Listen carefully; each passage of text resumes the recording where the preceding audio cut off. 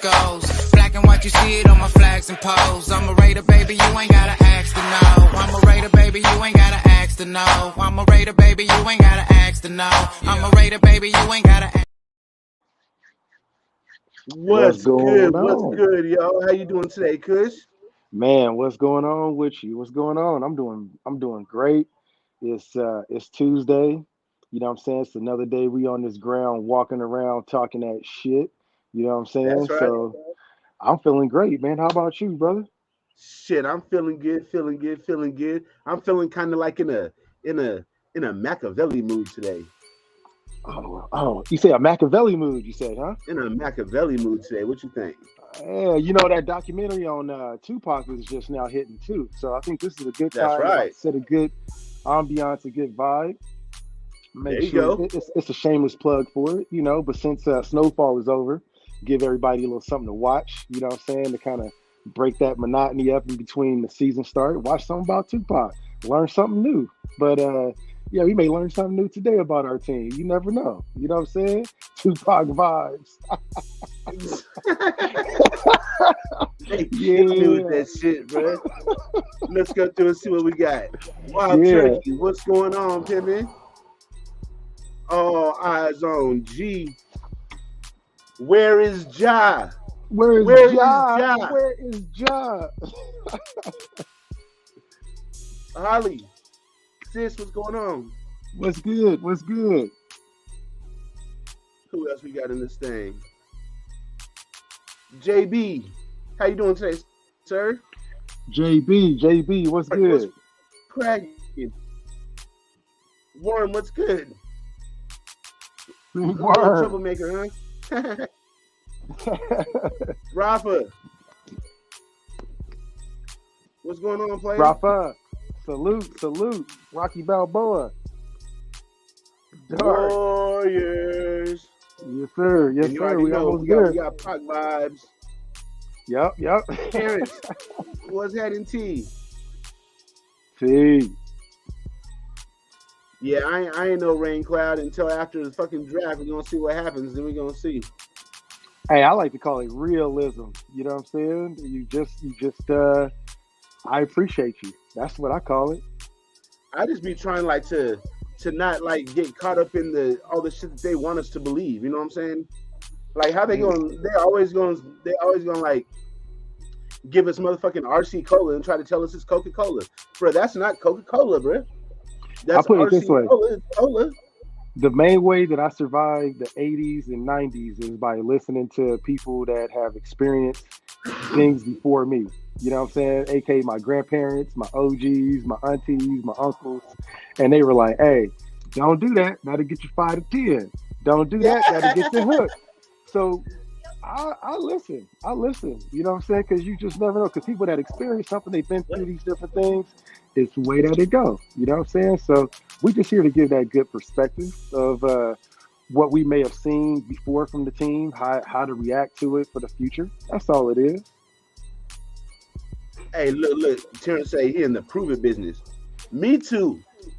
You want me to believe in? Give me something to believe in. Show me something. Show me. Yeah. I feel that. Everybody is that way right now. I think I've been hearing a lot of people talking about the divide. My dog about to get this dude on that bike, boy. He's about to get him.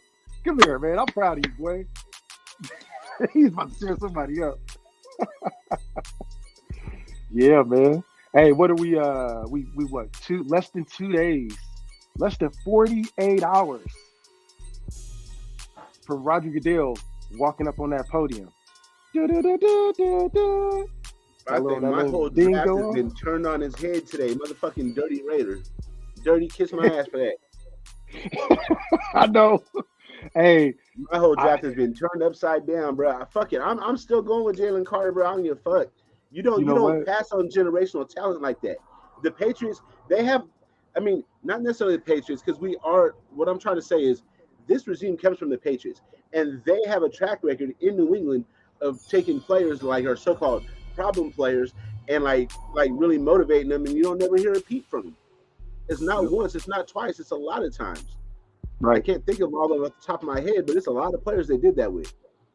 Yeah, they have. They most definitely have. you know, from I'm gonna send you a podcast that I listen to, and it's from the Seahawks. And if you guys have heard of this dude, he's a pretty known cat in the Seahawks, you know what I'm saying, arena. It's called the Cigar Something Podcast. And this dude brought out a dude he was a reporter from the BBC. He was from the UK. And he's like, look, I do all of my shit independent. He was like, and like some people take like the independent American pop, the rap, the hip hop, the famous people, the Kardashians. He's like, I take the draft players and I break down just on a non-American basis what I see. And he had some good perspectives as to why he didn't even have him on his board at 5. But you know, like I said, film don't lie, tape don't lie. But when we see it now, where the progression was, where we were looking at it from like 90 days ago. You know what I'm saying? We got to like 30 days, and dog, we 48 hours. We're gonna start here. Next thing we're gonna start seeing. My prediction is we're gonna start seeing some other players that were like really, really good. You know what I'm saying? Boy Scouts that made something pop up within these next 48 hours. So we're gonna have to stay on our P's and Q's and hear what's gonna be popping. Did you hear about the Eagles? So yeah, I was just thinking that shit. So the Eagles are talking to the Raiders about a trade. See, now the Eagles are in an interesting spot. We're at we have like pick number 7 and 39, right? Mm-hmm. They have 10 and 30. That's an interesting swap. Do we give them 7 and 39? Because they really want to move up them 3 spots. Do we want to give them 7 and 39? If we do, then bro, you're gonna have to give us 10 and 30. That'll give us 2 first round picks. I mean, a late first round, but nevertheless, it's still a first round. That would give me to gather that 2 things, and this is what I think from it, is that I think one, Seattle has possibly crossed out Jalen Carter off of their board, because if they're trying to deal with us, then they got some type of surety from the Seahawks that they don't have to go as high as 5. You feel me? Interesting. You know what I'm saying? Because Jalen Carter, he would be gone at 5, and that's the only player I think that they would be trading up to get, unless it's maybe Tyree. Unless it's Witherspoon. Oh yeah. Because remember, their 2 corners, I think they just re-signed them on 1-year deals, if I'm not mistaken. I might have to research that. Bradbury and Slay on 1-year deals, I think. So they might be trying to get young right there. Yeah, so that's true. Could be what they're trying to do, but we don't know. You know what I'm saying? I would think that if they're trying to trade up that high, they're looking for premium talent, and they're probably trying not to overgive to the next highest team, and maybe making it like a smokescreen for Seattle to be like, oh shit, maybe if we're not in on Jalen Carter, we can trade with the Eagles to 5. But I think also looking at it, you have an NFC team, right? With the Seahawks, you have an NFC team rival with the Eagles. So they may not want to trade in between each other, and they're looking at the AFC counterpart, and we may be that one. You know what I'm saying? So just breaking it apart. And that we're willing to move if the price is right. Exactly. That might be why we're the target for sure. Mm-hmm. Yeah, but if Jalen Carter's there at 7, bro, we better not trade out of that spot. If he's there, we better take him. Yeah, a lot of people don't like him, but I'm not passing on premium talent. It's going to be, I think there's going to be the realistic possibility in the next 48 hours when we start looking at the big board, he's still there when we get to 7. Like he's still going to be there at 7. I also think that, have you heard about Will Levis? His stock is going through the roof right now. That shit, he's talking about he might be number 1. Yep. Also, we have a special guest backstage. This is my brother, my day one, my dude. Y'all know him. Y'all love him. He got an ugly fucking shirt on today, but here we go. SC Experience. You already know what it is. 3-1. 3-1. He said 3-1. Hey, give him respect. You already know what it is. Look, right as Terrence just asked this, like right before you popped up. You know he got to make his Hollywood entrance, bro. I got to make my entrance. Hey, you know what's crazy? I didn't even see that comment until you pulled it up right now. So that's crazy, the timing. But what's good, man? What's good, Kush? Hey, what's we good, got the Tupac beat for you. You know what I'm saying? You walking into the Pac beat going. You know what I'm saying? Yeah, so you already know, bro. Hey, that hat is clean too. I like that. I like that. I got all of it, bro. I was gonna put this one on, but it looks blue. Nah, yeah, you good. You good with the black. Yeah, you good with the black. That is blue. Look at that. Ooh, look at that Kobe Yeah, that's clean. Right, that is clean. Ooh, that's a Kobe one right there. That's clean, bro. Yeah. Hey, is that the World Series you guys lost? This one? Just asking for a friend. Oh my god! Look at this guy. Look at this guy. Look at this guy. Get all of it. What is that behind you? Trash, bro? What is that behind you, Ern? What is that behind you right there, bro? That there is greatness. It does look blue. It does look blue. Yeah, that's what I'm saying. That's how to put it on. I was like, damn, the lining makes it look blue. It look blue as a mug, for real. It's black. Blue.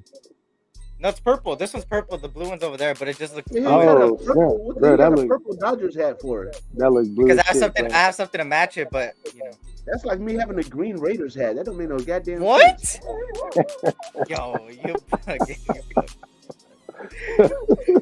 But how are you, Kush? How are you, Ern, man? Good to see you guys, man. You too, brother. You too. Yeah. We was just politicking. You know what I'm saying? Talking about that number 7 pick. Talking about the Eagles. Now it's on everybody's news feed.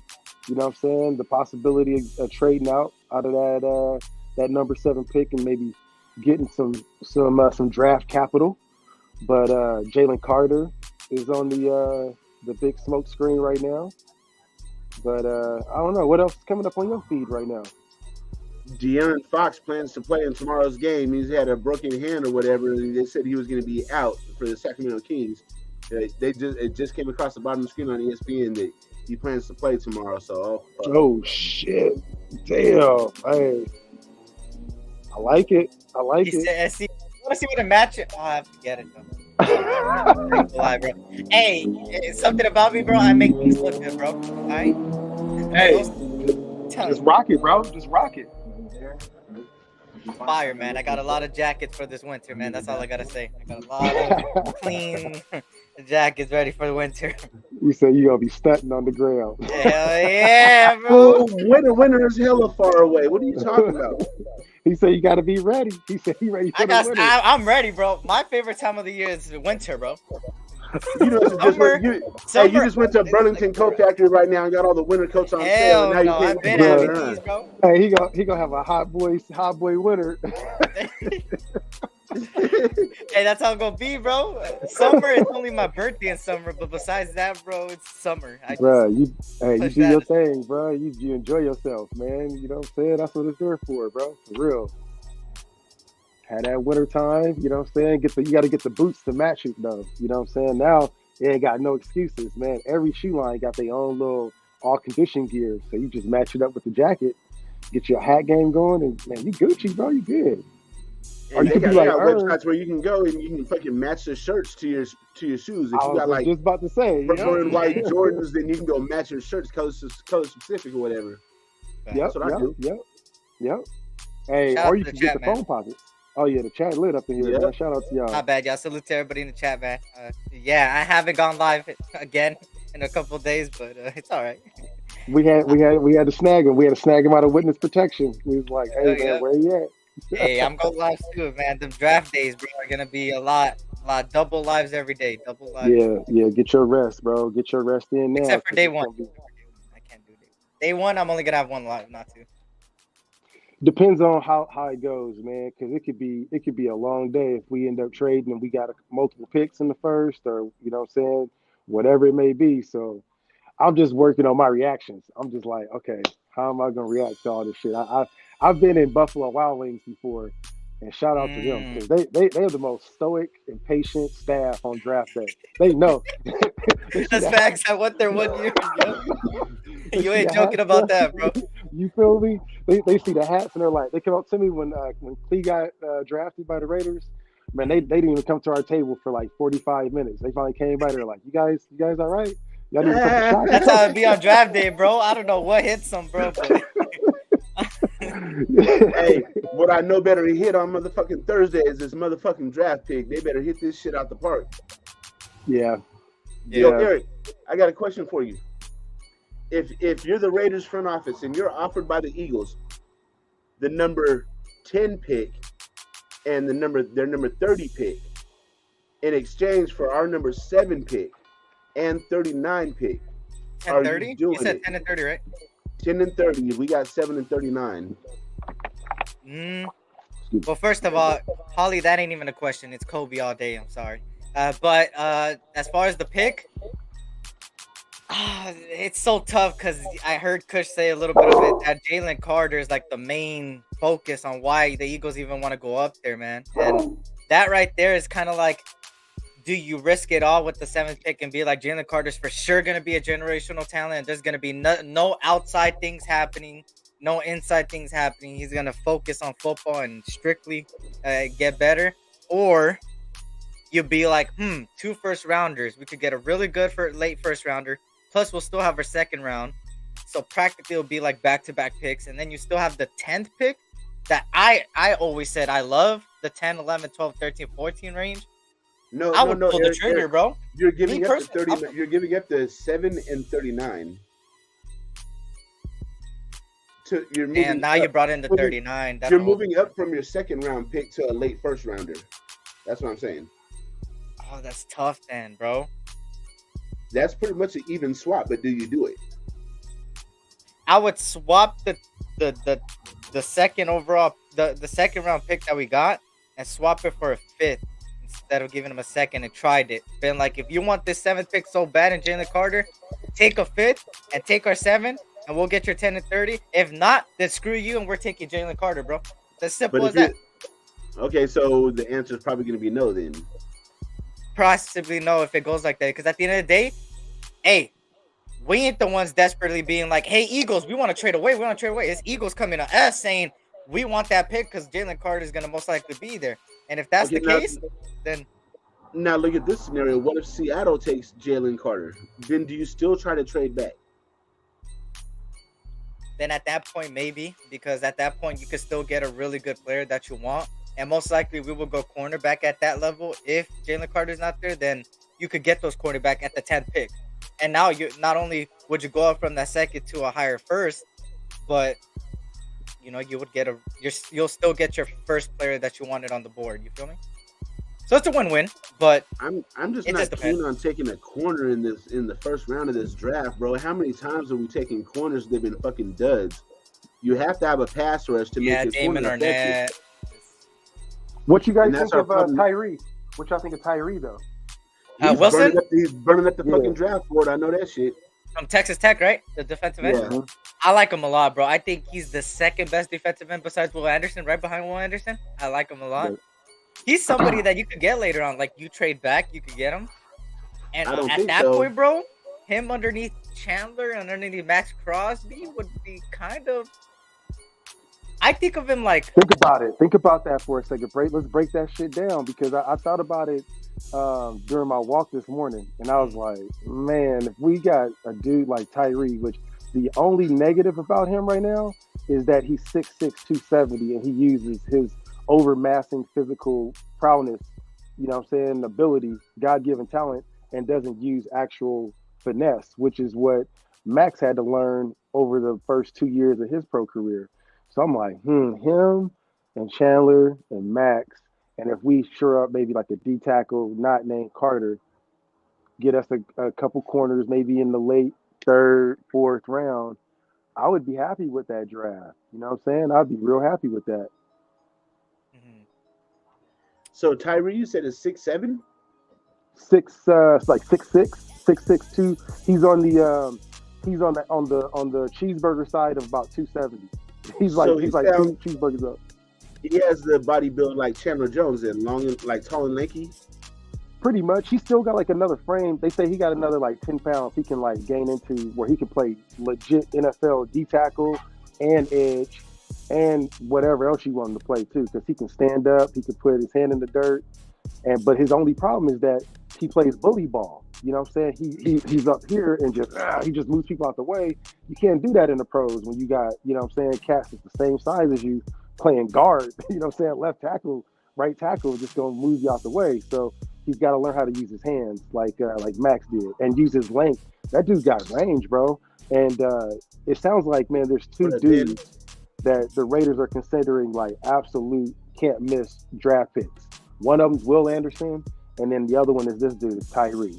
They're like they can't miss, and there's consensus about that across the league. It sounds like. Tyree Wilson reminds me of two players. It reminds me of if we were to get him, it would be a Michael Parsons of the team, playing them as a stunt guy, which we run a lot of stunts with.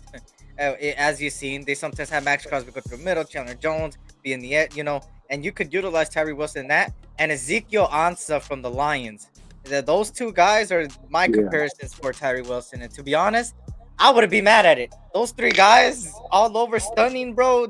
You can't go wrong with two guys with motors, bro. With Max Crosby and you get a Tyree lot of Wilson. confusion. Yeah, and then especially we got to take down 15, bro. Yep. You know what I'm saying? We got to figure out ways, and that mentality on defense that Gruden was building, I think, is that mentality that we have. Is like, how do we take down 15? He's the best player in the league.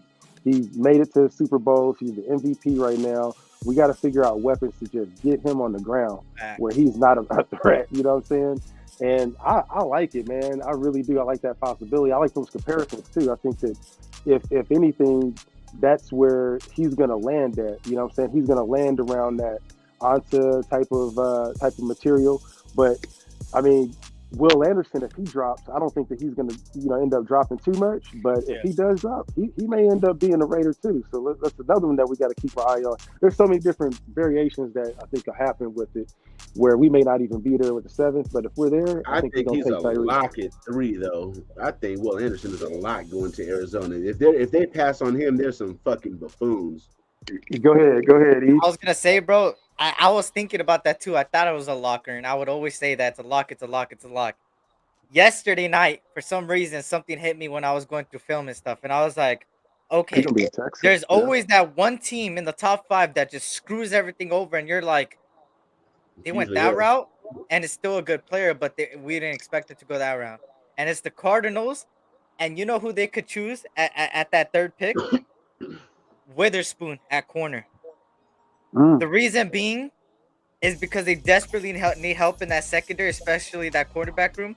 And after they lost, I believe, Patrick Peterson when he left, they weren't the same at that, except for Budda Baker. Now with Budda Baker practically wanting out or whatever their situation is, it kind of makes me think that they could go corner at that level and be like, okay, we could get an edge rusher later on. Let's just get our corner back over the future right now. Booster up the secondary and show people like Budda Baker, hey, we're building a secondary for you, stay, and stuff like that. And but they could go Will Anderson. Of course, JJ Watt's gone. They could go that route. But I'm saying, I don't think it's a full 100% lock. I think it's a 75%. But if it's that wow moment, it's that cornerback at 25% at that 3rd pick. I don't know. For some reason, you know what, Eric? I think that's very valid.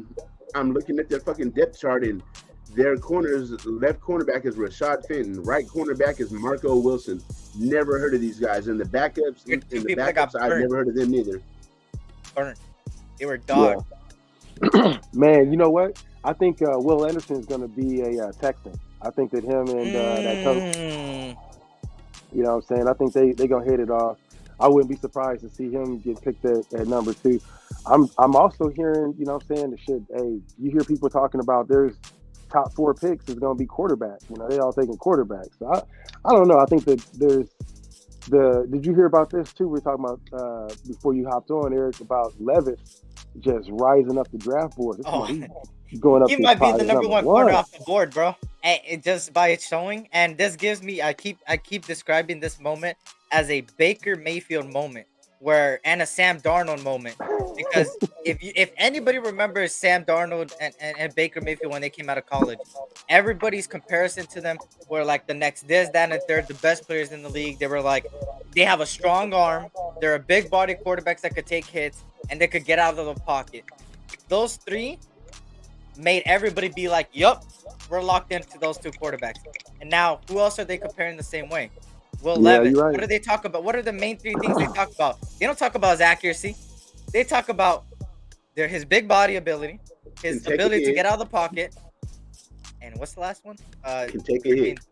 Yep, that's exactly what people talk about. And it's like there's always that one quarterback that people hype his up. previous year tape too. They like look at his previous year tape. You know what I'm saying? Because he didn't have the tools that he had the previous year, and you know, it affected his overall. That's what they're saying right now to bring his draft, you know, stock up. Is, hey, he didn't have the talent around him this past year. You know what I'm saying? That he had the year before. But one thing I say about I forgot I was going to mention earlier about Tyree Wilson is one thing that I liked about him that I heard from his coach and all of his teammates is they said that there was a game where Texas Tech was just getting absolutely destroyed. Like it was a blowout.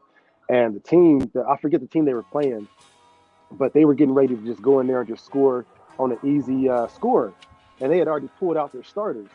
And Tyree was like, nope, hey, y'all boys strap up. We going back out there. We ain't gonna let these motherfuckers score and just openly on our field. And they went out there and just stopped them. They put up a stop, a fourth and it was like a fourth and short, and the team went for it, trying to disrespect their house. So they sent out Tyree and the rest of the starters went out there and put up a fourth and short stop and put in that work. So I mean, I forget what they were getting blown out.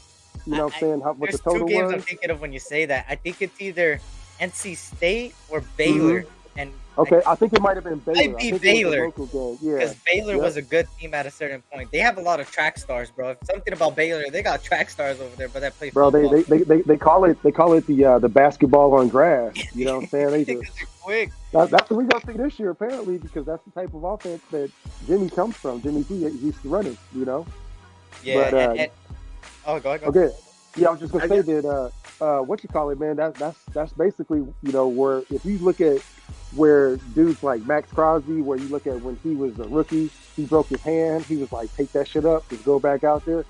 You start seeing certain little things like that like impact the player in their career, where you're like, that's that defining moment where that dog comes out. Like you see it with Josh, where it was, you know, contract. He took it serious. He started eating his diet. Same thing with Max. You know what I'm saying? You see it with Waller. I think Tyree might have had his moment with that, and he's going to have those levels where you can just put him in the right moments and just give him that spotlight. I'll be happy with that. One more player I wanted to bring up is that Cody Bach, that dude from North Dakota State. Have you guys heard about him? That fucking guard with the fucked up teeth, man. I have not seen that guy. I've heard about him, but I've not watched it yet. Well, let's take a look. Yeah, we need to keep an eye on him. He might possibly be a Raider. It sounds like if you they say if you look back on this dude, you give him 12 years, put him in the Hall of Fame. You know what I'm saying? He gonna just hang up his jersey. He's gonna be that dude. So dig this. Mark played wide receiver all the way through high school, right? He was a 6'6", 225, redhead, cross-eyed, toothless, pale-skinned, non-melanated, tax-paying human being, right? And he was from Minnesota. He got 0 offers. He was a dope-ass wide receiver. He gets offered to go to ND State. He goes to North Dakota State. The strength and conditioning coach is like, yo, you need to eat because your frame is going to be huge, bruh. So they end up giving him a pass to where, like, usually the players on the team get 15 meals per week. My man got an unlimited pass. He was eating 60-something meals a week, bruh. And yeah, bro. He went from 225 to 265 in the first season, 265 to where he's at now, like over 3-something. And he grew an inch. So he's 6'6", 3-something. He plays the guard, the tackle. Shit, he'll probably play center and tight end and fullback if you want him to. Let's take a look at him. Yeah. Hold on, let me get this. All right, here we go.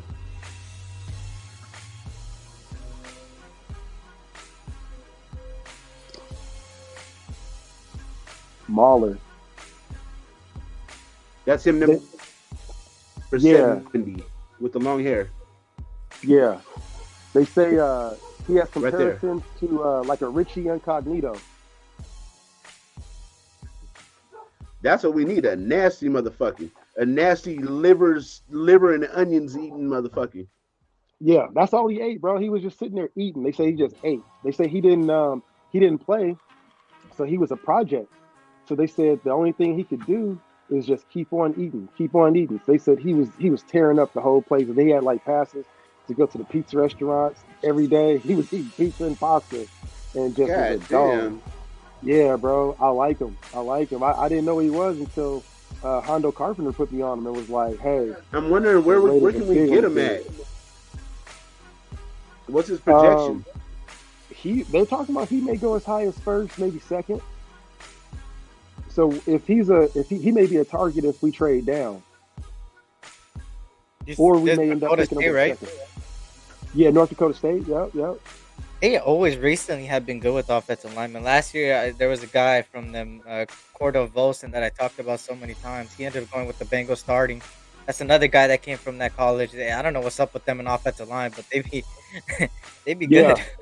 Hey, shout out to Ozzie real quick, bro. He's the first one that put the nation onto this cat, bro. He was talking about it. That's what I heard.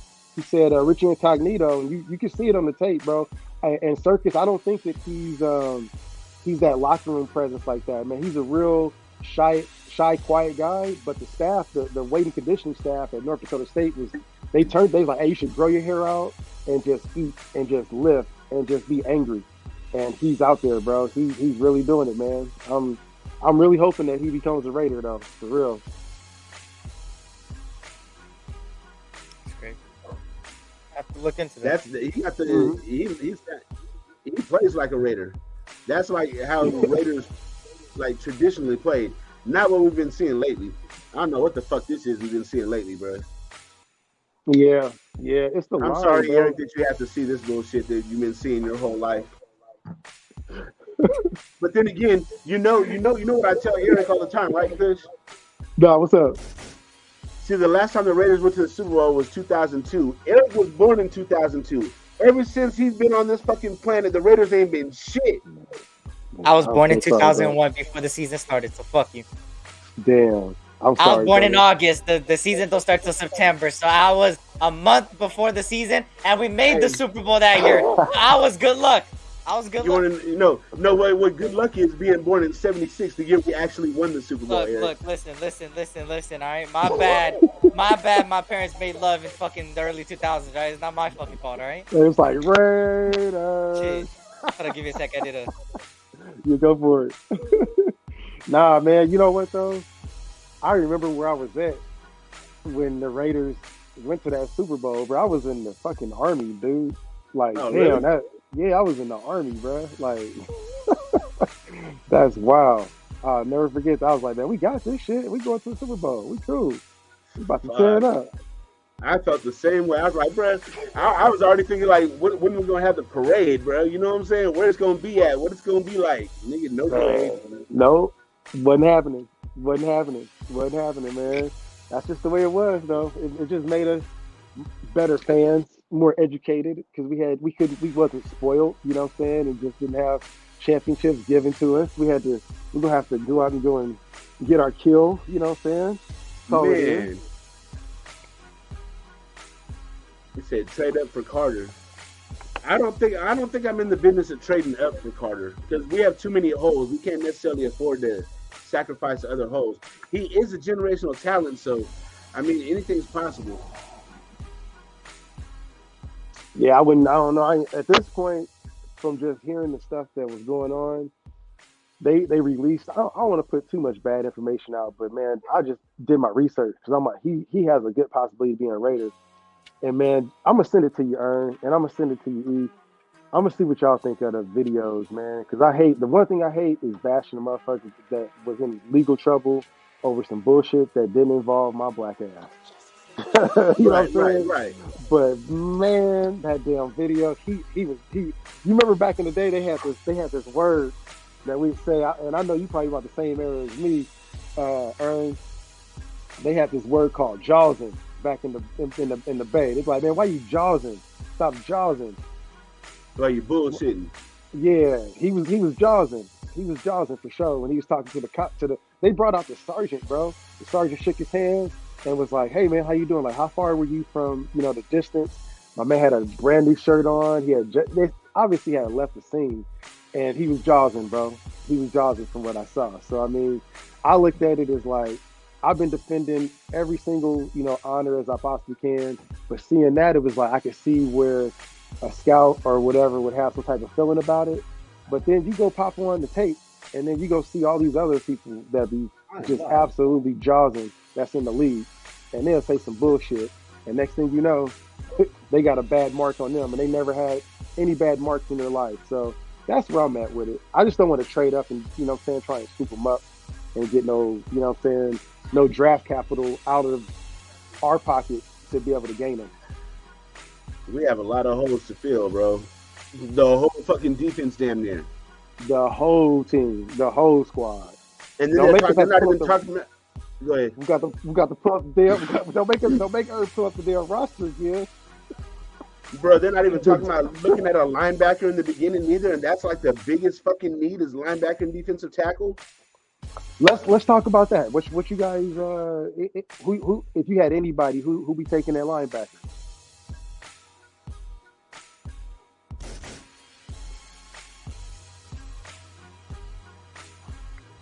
Eric, you're the fucking college guy. You know this shit. Help me out. I'm muted.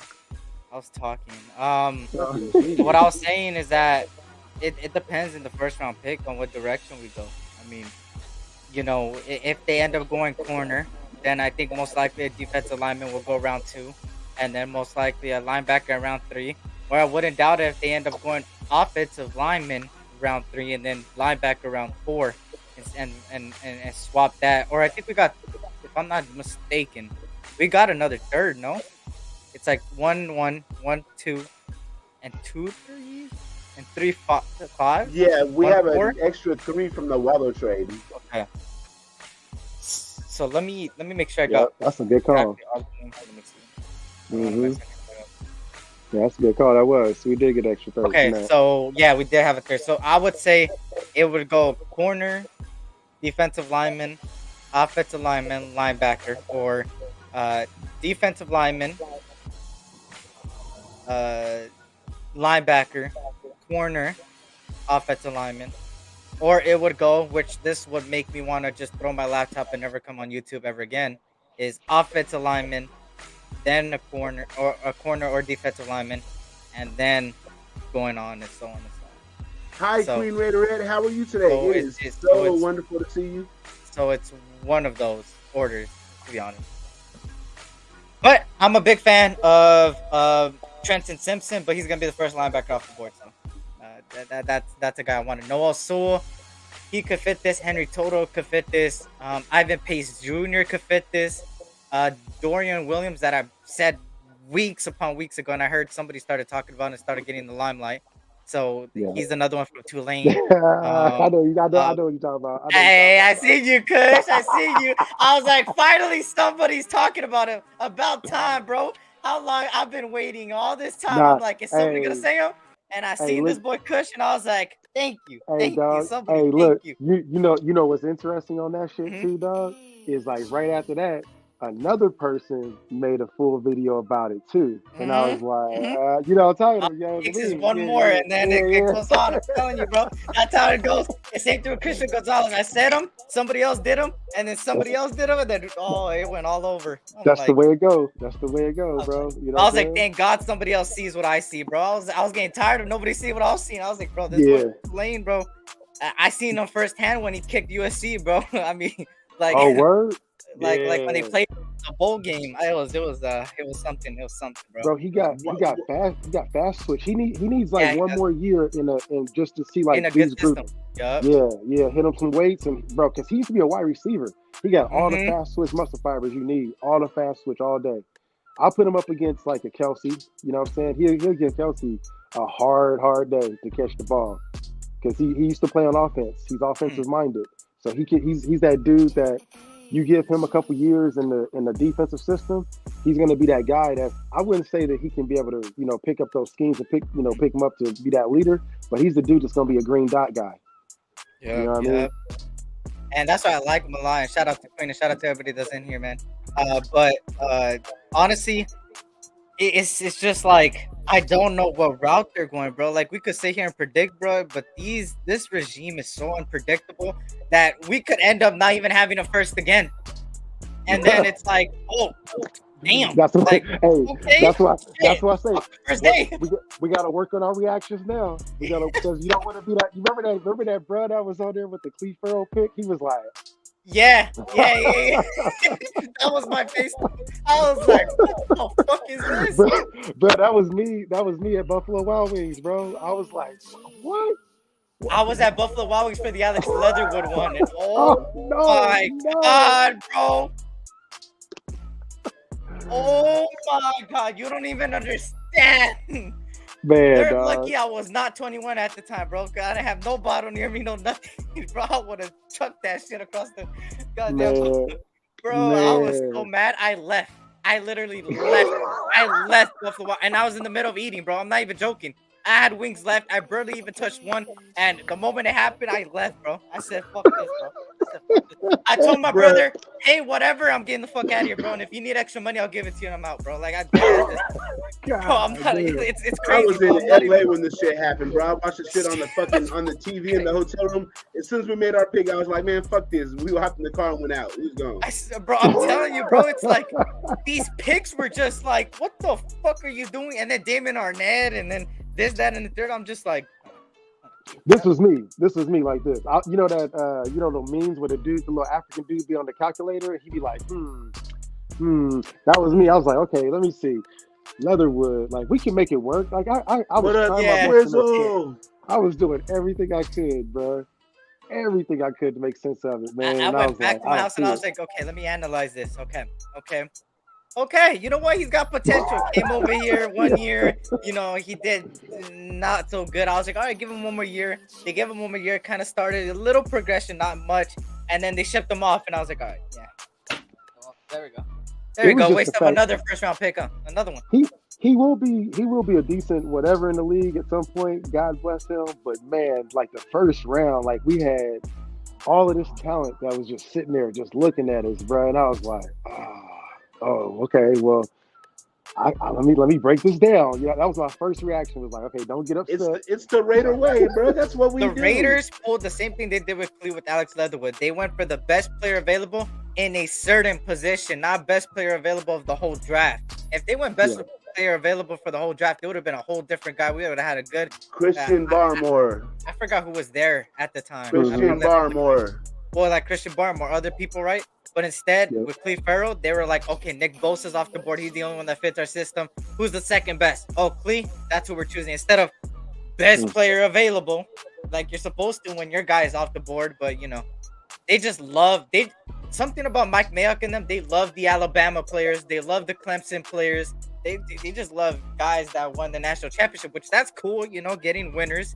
But at the same time, look at the resume, bro. Don't just look at the accolade, bro, because I mean, come on, bro. Jeremy Lin's out here collecting rings and he ain't doing shit for any team, bro. Like, come on, bro. Like, and I had somebody else tell me that Jimmy Garoppolo is a goddamn Super Bowl champion when that guy didn't even play a single snap in the Super Bowl. Like, bro, come on, bro. Like, so David Carr is a Super Bowl champion too, then, right? Yeah, like, bro, like, come on, bro. If we're gonna do this, bro, then fuck it. Everybody that has won a ring deserves a Hall of Fame, bro. I don't care. Everybody. Hey, there's video out there that talks about the other Carr that's like, hey, we got a ring already. We cool. You know what I'm saying? Hey, it's just the eye of the beholder. You know what I'm saying? Hey, if you feel that way, hey, more power to you, champ. You know what I'm saying? But hey, I'm trying to get us.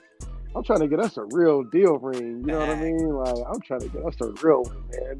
I would be happy with Jimmy G at quarterback, knowing that we just got a nasty ass defense.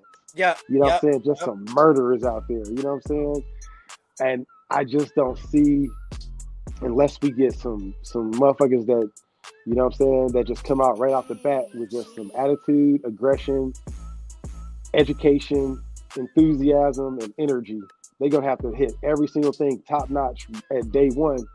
And I pray for the best. I really do. If they need me to go out there, I'm to the point to where I'm about ready to go out there and go play strong safety if they need me to, man. Like, I'm looking at Teamer. I'm like, I can beat Teamer, bro. I know I can beat out Teamers. Like, I'm good. Hey. You ain't joking. You ain't lying, man. Let me in. Let me in training camp. The only thing holding me up is how much talent there is in this draft, man. That's what's keeping me up right now. Like, okay, you know what? I'm excited. But talking about this Cleve Farrell and Alex Leatherwood and Jonathan Abrams, Damon Arnett is making me want to not watch the NFL draft no more, bro. Like, I don't even want to watch it at this point, bro. But you know, you just what you're gaining is you're gaining calluses. You know what I'm saying? Like on your hand, like you go to the gym, you work out a lot. You know what I'm saying? Your hands get beat up. You know what I'm saying? And they start bleeding, and so your hands get calluses. You know what I mean? That's exactly what it is right now, bro. That's all These you Raiders. getting, man. It ain't no hate. It ain't no bad nothing. It's just getting like callous. So that way, I know this beat go hard. And I just realized the beat. I'm not gonna even lie to you, bro. I just realized when you called it out. Yeah.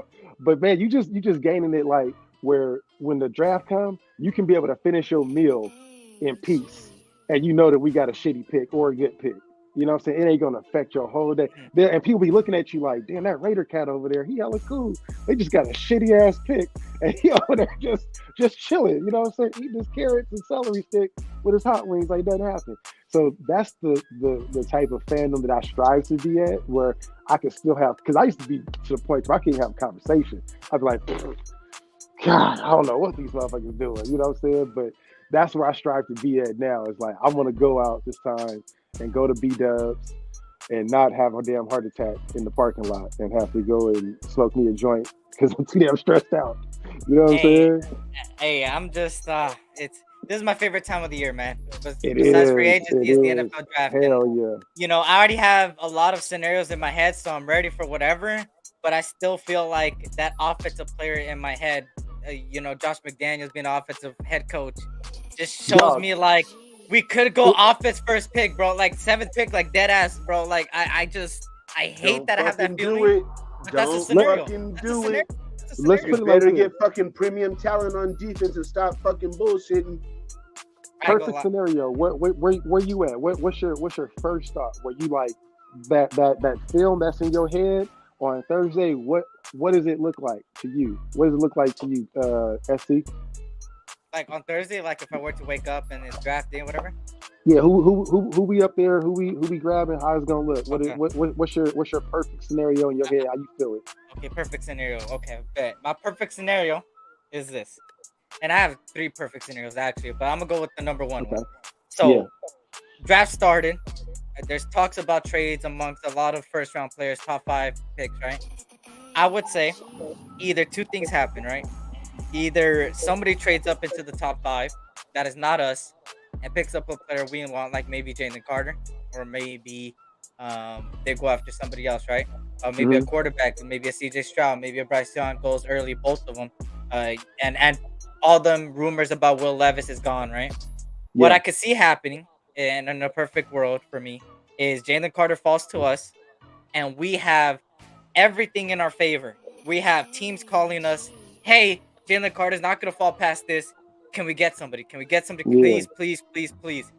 Now the ball's in our court. What do we want to do with that ball? Do we want to shoot a 3? Do we want to shoot a 2?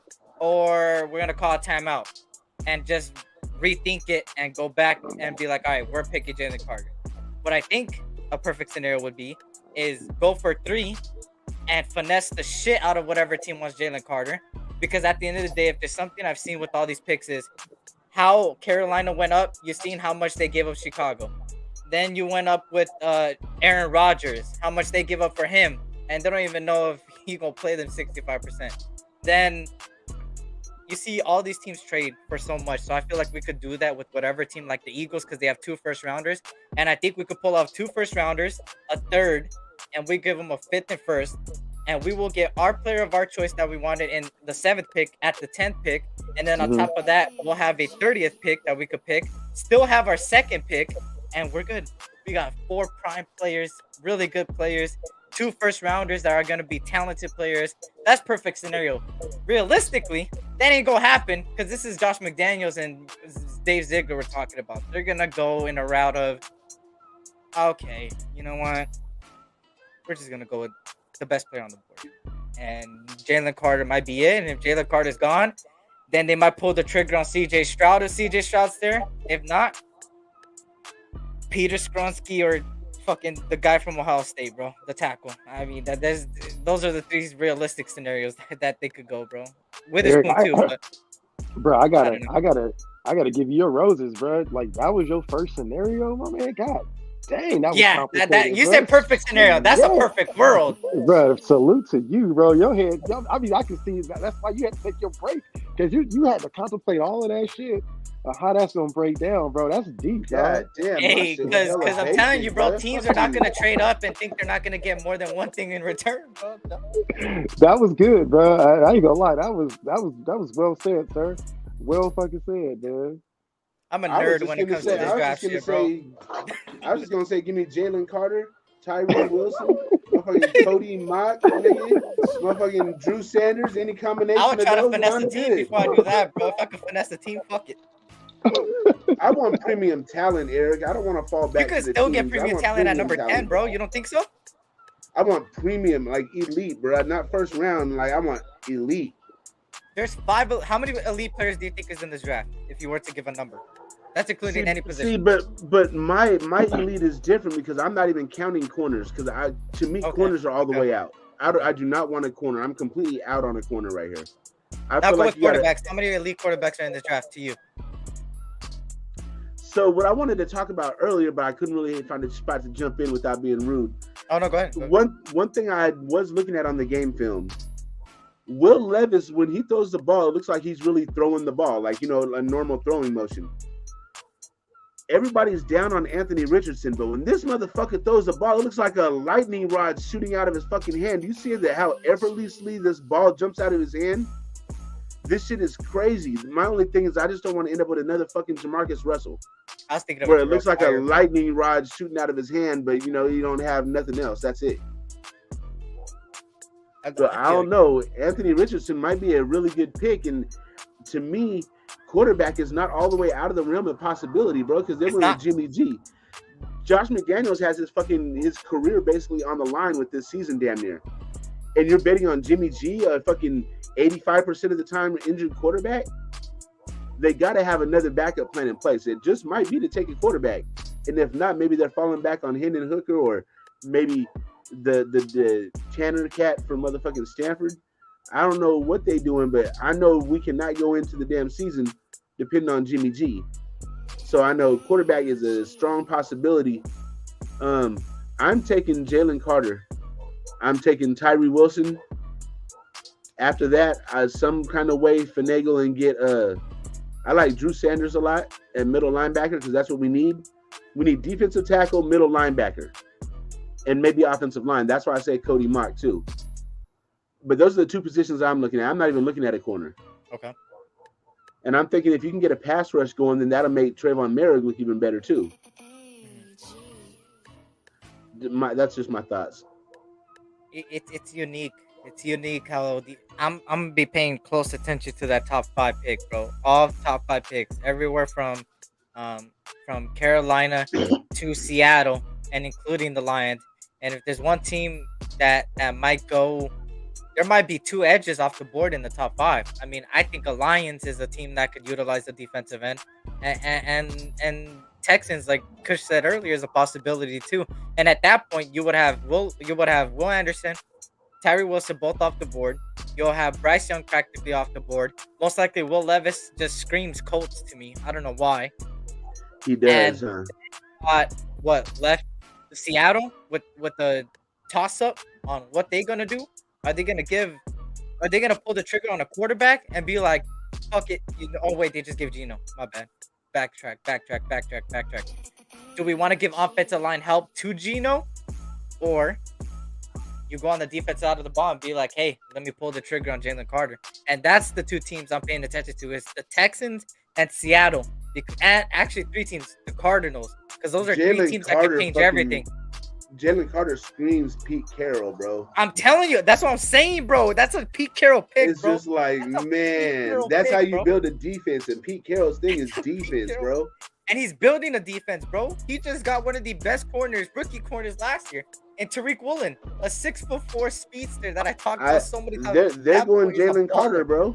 They're Jalen Carter screams Seattle, bro. It just screams it. It just, I don't know what the hell it is. And just like Will Levis.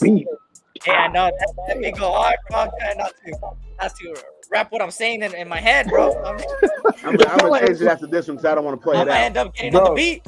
SC out here, bro. It sounds like he's spitting, bro. It sounds good as shit, bro. Keep going. I was in the house. I had to get my shit, man. I was like, oh shit, I hear you. Shout out to Ern on that beat. Ain't nobody else's channel got y'all turning up like this. You know what I'm saying? You know what I'm saying? Shout out to Ern, man. That's a good beat right there, bro. I'm telling you. Hey, it's gonna be. I found it on the internet. Don't give me too much credit, bro. I just found it. That's all. I ain't gonna lie. Hey, that's all right. We gonna change it because I don't want to play it out. Who knows what this? Who knows what this beat is?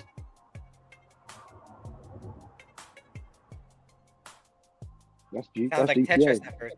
That's GTA.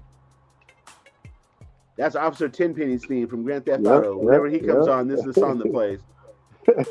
God damn. I forgot what we was talking about. We was talking about the draft. Talking about the top 5 picks and what they're gonna take, and how Seattle likes Jalen Carter. Like, he just seems like he's a Seahawk. You know what I mean? Bruh, Atlanta, Boston. Was this game tonight? Yeah. Get money. Yeah, it's shit. What's the score? I'm just now pulling it up on my screen. I don't know if this is highlights or if I'm seeing this live. Let me see. Hold up. What's up, Problem? We see you, bro. What's going on with you, man? No, this is Sports Center. Oh, okay. Who won? ATO. Oh, they got the Clippers game. Ooh, shit. Clippers is live. Let me turn this down so I won't get. Hey, how are the Clippers doing, y'all? Man, hey, check on your Clipper loved ones, man. They not doing too good. Hey, they up 62, 55. Hey, you know the only reason I'm rubbing it in is because when the Warriors were down 0-2 and the Clippers were up 1-0, Dirty was talking shit, bro. He was talking big shit. How them Clippers doing, Dirty? If you watching, how they doing, big dog? You okay That's over there? disrespectful, man. That's disrespectful. You need me to send you something on DoorDash? You know what I'm saying? Some soup, some chicken noodle soup from Panera Bread or something? Hey, soup, right as you talking, they going on a 5-point run right now too. But I'm telling you, they be hearing you. They be like, "Hey, Ern, we see you." Bro. That shit. They be knowing, I swear. I'm trying to do that shit with the Raiders, bro, because it seemed like whatever team I start talking shit about fucking starts winning. So I'm trying to do that shit with the Raiders. About my Lakers. Talk shit about my Lakers so we can win. I've been talking shit about your Lakers all fucking year, bro, and look what they did. See what I mean? So I stopped talking about them. Keep talking shit, bro. Keep talking. Man, that game last night, man, I had a great bonding session with my son. I didn't realize my son was watching it like that game, man. Woo. Hey, my son don't really like show his emotions. He's very stoic. My youngest one, he's like Ern, you know what I'm saying? He's an Aquarius. You know what I'm saying? So he don't show his cards like, you know what I'm saying? Just be like, he's like, yeah, you know. And I'm like, are you watching this game? He's like, yeah. Bro, that game, bro, this cat would get on there and he was like, hey. He's like, this game is good, Dad. I'm like, you watching? He's like, hey, something changed in LeBron's face. He's like, he lost. Like, did you see it? I'm like, what are you talking about, bro? You 10 years old, man. Shut up. You know what I'm saying? Hey, but he called it. He called that damn game. He's like, LeBron ain't gonna let these dudes lose. It's hella good game. LeBron scared me yesterday, bro. He missed the shot, and I was like, LeBron, no. And then he ended up coming up with the layup over 2 guys and over Jared Jackson and stuff. I was like, oh yeah, okay, that's it. He activated, bro. He's locked in. I was like, in overtime, he about to go off. And what happened? Nah, I was like, man, LeBron about to sit out the next game. That's the only thing I kept thinking. I was like, shit. We just need Anthony Davis to do something, bro, better than what he's been doing. If he does better, bro, I think we got next game in lock. It's gonna be a 4-1 gentleman sweep, bro. Hey man, I tell you what though, man, AD, he needs to go spend a summer at like Dennis Rodman house or something, bro. Like he gotta. Which this is a question that I wanted to bring to you, SC, knowing that you are a singular NBA diehard fan on one team, which is the Lakers. Give me a power forward that's greater all time than AD for the Lakers, bro. Give me your. I got one. Power forward. Outside overall, of AD. Overall, all time. Who's the best Lakers power forward if it's not AD? Gotta think this one. You know what I'm We're saying? That's what's not tough. worthy. We're not Hey, worthy. Worthy was a small forward though. You feel me? Worthy He wasn't wasn't power forward. I thought he was a power forward. He was He was a a small small forward. mostly. Wasn't he a small forward? Nah. Bro? Yeah, he was a small forward. I swear James Mhm. Worthy was a small forward. Mm-hmm. I put him more in the small category than power. But Paul you got Gasol was a you got center Paul. though. You got Paul. You got Paul. That's the only one, bro. But he You got did the play only one power you really got. too, yeah. Yeah, you got Paul. You got Bynum, who kinda, and then you Kind got of was up there. He started getting better as the years went around, but you know, he's not hey, there. James Worthy was a small forward. You're right. bro, I and thought then he you was a got power forward for some and then reason. you got Elgin. You got Elgin. What you call it? You know what I'm saying? Was it It would Elgin have Baylor? But would you consider like a power forward to be? Well, AD does play center and power forward, so technically you could put Paul Gasol in that mix. Because I was gonna say versatile guys, then that's different than just strictly power forward, strictly center. I So it's mean, tough. It's tough because there's a lot of versatile Lakers that were like versatile in two positions that played power yeah. forward and center, and it's just But like I'm okay, but what you do you? see you see what I'm saying? It's like, man, who if That's not tough. AD, who's the all time Lakers power forward? He's got a But ship. He's got a ring. That's He's tough, got bro. a COVID ring. He's got a 2020 ring. He's put in some work. I mean, Lamar Odom was great, but he wasn't AD great though. You know what I'm saying? Yeah, and he was more Hey. like a small forward too, like a point guard type Yeah. small forward. You know. I seen the funniest shit at the end of that fucking first half of the Laker game, bro. It was like 0.8 seconds left. Memphis inbounds the ball, and they go to shoot the three. Then Anthony Davis just jumped up. He's like, get little yeah, I ass saw shit that. out of here. I was like, God damn. That's the most disrespectful block of the playoffs so far. AD really slapped. Yeah, he did. AD I really love played when well. Brooks fucks up, bro, because he was talking a lot of shit, bro. Hey, Loon Oh, says yeah. Kurt Rambis. Damn, that's a good one. I Okay. got a story about Kurt Rambis. Well, not necessarily about Kurt Rambis. Just I got kicked out of fucking high school, and they sent me to another school, and like Kurt Rambis was like there. You know how every school has like a celebrity plaque in their fucking gym, like so and so went here. So I went to the same school as him. That's all. I would have put Karl Malone, but he's not. To me. He's not a Laker, bro. He was there for. Again, a season. Yeah, I don't consider that. Boom. You would for Charm Robert. City. AD is the Jimmy G of the end. Hey, Bruh. speaking of Jimmy's, did you see Jimmy from the Heat go off? Jimmy buckets Jimmy last night. 53, buckets 56 or some last shit. night. My Yeah. God. God. That was playoff Jimmy right there, bro. That was playoff Jimmy, bro. That was fucking playoff Jimmy Jimmy. right there, Bro, dog. most of his shots wasn't even hitting the fucking rim, bro. They was just all net. It looked like the Miami Heat logo, bro. Bro. I- That the motherfucker's on fire.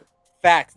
The moment I gained respect for Jimmy G was when he played the Lakers in the bubble, because when that whole final with us, and he brisked it all on the floor, bro. He was huffing and puffing in third quarter because he was there like all the minutes. He was there doing everything. Like he was out there balling, man. And I like that because it's like somebody that doesn't give a fuck if he jeopardizes his body, jeopardizes his leg, jeopardizes that. Because I grew up on Kobe, right? Kobe was that guy that he even said it himself. His wife even said it after he passed away. He's a guy that he knew there was fans in the stadium. He knew that they bought tickets from the 300 sections to down. Everybody bought a ticket, so he didn't want to go out of a game just because of maybe a broken finger or maybe a broken wrist. He would wrap that shit up and be like, I'm out there. And a lot of players don't do that a lot, and that's why a lot of people now, I could see, when you grow up with players like Michael Jordan and stuff like that, you hate people like LeBron, because it's like LeBron, he ends up taking that rest in periods of time when it comes to certain things that people like Kobe would go play out there. But at the end of the day, I always tell people, don't compare the two at the end of the day, because at the end of the day, you're witnessing greatness no matter if you hate them or not. And you're going to realize that once, God forbid anything happens, but when somebody passes away, you end up being like, oh shit, even though I hated him, I should have praised him for certain things, because he is the all-time scoring leader. You got to give him credit where credit's due, man. At the age he's at, he's doing good things, man. So he may not have the best finals record, but you got to give him some respect at a certain degree. And to me, I always say Michael Jordan was the best in that era. Kobe was the best in his era. and LeBron's the best in this era. And then after, you got people like Giannis that are coming up that could be next. You got people like Luka that's potential. I mean, you could say Curry, but I'm not doing Curry. Bro. I'm not doing Curry, bro. I'm not doing. Curry's the best shooter of all time, bro. That's what he is. He's the best shooter of all time. But player overall, you gotta respect other players, bro. You gotta. Nigga, best player overall, bro, ever? Yeah, Harrison Barnes, bro. Y'all tripping. I'm playing. I mean, you know, I think that when you look back on how, you know, the era from Jordan looked at LeBron, though, was like we had so many different players that was supposed to be LeBron before LeBron that was supposed to take over Jordan's era. Like Tracy McGrady, Grant Hill. Bro, you look at Grant Hill back in the day and you was like, that's going to be Jordan. Like, I remember back in the day, I was like, that's okay. So it was like the NBA was telling us, like, hey, look, all right, we got y'all. There's a dude named Jerry Stackhouse. And then there's a dude named Grant Hill. And I remember because the shoe game was popping. Everything was different. Then you got T-Mac. You got Penny Hardaway. So you had a lot of people that was supposed to be the next anointed one. Penny that was that like, nigga, though. I ain't going to lie. He was, bro. All these cats had great careers. But you look at their comparison to Jordan, they always was in that shadow and was like they never quite made it. So we was let down a lot of times in our 90s era before the early 2000s when LeBron came around. And then first, I remember when it first came around, it was like a little humble mumbling about LeBron. People was like, yo, man, hey, you hear about this motherfucking LeBron? You're like, what? Yeah. And it was like right after my high school era. And he came down to the Bay. And he played with the Oakland Soldiers, bro, with one of the Bay Area AAU teams. And that's when everybody in the Bay was like, yo, there's this cat named LeBron. He's that guy. And then you see the Nike commercials and all the sponsorships, and you see him driving a Hummer. Witnesses, yeah. Bro, my man was driving a Hummer in high school, bro. And then we ain't never seen no shit like that. Like, he was the first dude put on the map. So we was cautiously protecting him because we've seen all of the guys that was coming up to be like Jordan, besides Kobe, that was falling a little bit short. They weren't that guy. And I mean, shit, you know, looking at 20 years of work with LeBron, man, he did his thing. He definitely put himself there. You know what I'm saying? And that's what see that. And what separates LeBron from Kobe and Michael is that when you look at Michael and Kobe play, right? Some people say you kind of see like an identical, like a little version of like Michael Jordan. You're like, oh, look at how Kobe got that killer instinct, has that drive. But when you look at LeBron, the thing with LeBron that made him so special is that when it comes to the last play of a game to win the game, Kobe and Michael had the same instinct, right? You know, Kobe even said it himself that he watched up growing up Michael Jordan, and he always showed like so much love, and he was like, okay, you know what, I would like to be like Michael but better, and always wanted that drive. But LeBron, it's like in that last shot, instead of having that killer instinct to, hey, I'm gonna win the game or I'm gonna lose the game, he's more of if there's an open player in the arc in the 3-point line and he's got a better shot than me, I'm gonna pass it to that guy. Kobe and Jordan were like, fuck that open person, I'm gonna shoot it regardless if I miss or not. With LeBron, it's like I'm gonna pass it to the open man if I don't got a shot. And that's what differentiates both of them, is that he's got that pass first instinct and they had that killer instinct. You feel me? That I win the game or I lose the game. So that's the difference between them. And I seen somebody else say I bashed LeBron. If you notice how I bashed him in the way of the organization, how he had a lot of power in the organization on who bring in and who did. We've seen this same rodeo again with the Lakers of bringing people like Karl Malone and thinking shit's gonna work, and bringing these guys thinking it's gonna work, and it didn't. You seen it last year when we missed the playoffs. It don't work like that. Especially, I always say the Lakers, you know, growing up, they had people like Artest, right? They had people like Bynum that weren't good at first, but Kobe being there and people like Paul Gasol being there, these players started rising and they won back to back.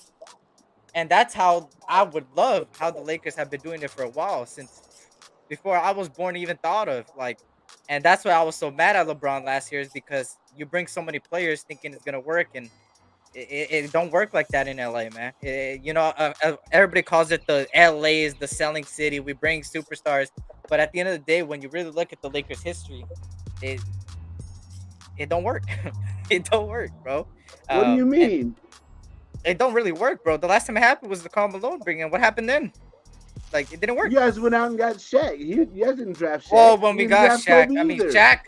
Shaq and Kobe were a different breed. I mean, come on, bro. You didn't draft Robert Horry. Shaq and Kobe was it, bro. Was it, bro? They were it, bro. And then Kobe showed he could win without him, and Shaq won. Pau Gasol was a free agent. Lamar Odom was a free agent. But see, nobody thought Pau Gasol was gonna do what he did with the Lakers, bro. When he came up from getting them, he was kind of like that. That He player came is from like, Memphis, right? yeah, it's kind of like this is a perfect example. If anybody's a Dodger fan besides me, the most recent one, and Oakland A's fans know this too, is Max Muncy, right? When he came out of Oakland A's, he wasn't the best player. Everybody thought, he was just a project. It was like whatever is at the time. And when he came over here, he did pretty good for most of the seasons until last year, and the guy was balling. I mean, the guy was hitting home runs like it was nothing, and it shows, bro. And that's how it is with certain players. When we bring players like Pau Gasol, these are players that didn't have that limelight until they went to a different team and coached up. And at that point, it's like, that's how it is with football too, right? We grab players that we don't know, and they could be something that we don't know. Pau Gasol and Lamar Odom were all-stars before they went to the Lakers, though, Eric. Yeah, it's the Pau first Gasol an shot, all-star? too. Before that, Pau Lamar was. I don't think Pau Gasol was that motherfucker when he was in Memphis. Hold on. Yeah, he's in Memphis. He was a dog. Hell no. Nah, but you know what though? One thing you can't forget about through all of that shit is the dude that was behind all those acquisitions, which is Jerry West, the great Jerry West. That motherfucker was he got his signature on the Warriors, the Lakers, a whole bunch of motherfucking teams. And that was when Dr. Jerry Buss was still alive. Didn't he put together that team? Yeah, exactly. And I mean, you look at some of the things that he did. He brought in Kobe. He saw a young Kobe when people was just like, nah, he's just a high school talent. He's skinny. He's going to be a guard. They saw Tracy McGrady. They saw all them other young cats that was coming through. Right. He was that guy, bro. He was hooping. And he had to take like a little bit of an ego cut to come to the Lakers because he was used to being the number one option, in Memphis. But that relationship, when you look back on that, I mean, that's Kobe's kid's godfather. They were tight, bro. They were super tight. And we traded his brother to Memphis to get his ass, I believe, when he was still in the developmental league. It was like, man, hey, your brother gotta go. Kobe wants you over here. So it goes to show one thing about it. What I like about the energy between the Lakers though that they bring is that they have sometimes when they really want to win and they know when those seasons are like their windows of opportunity, they go all in.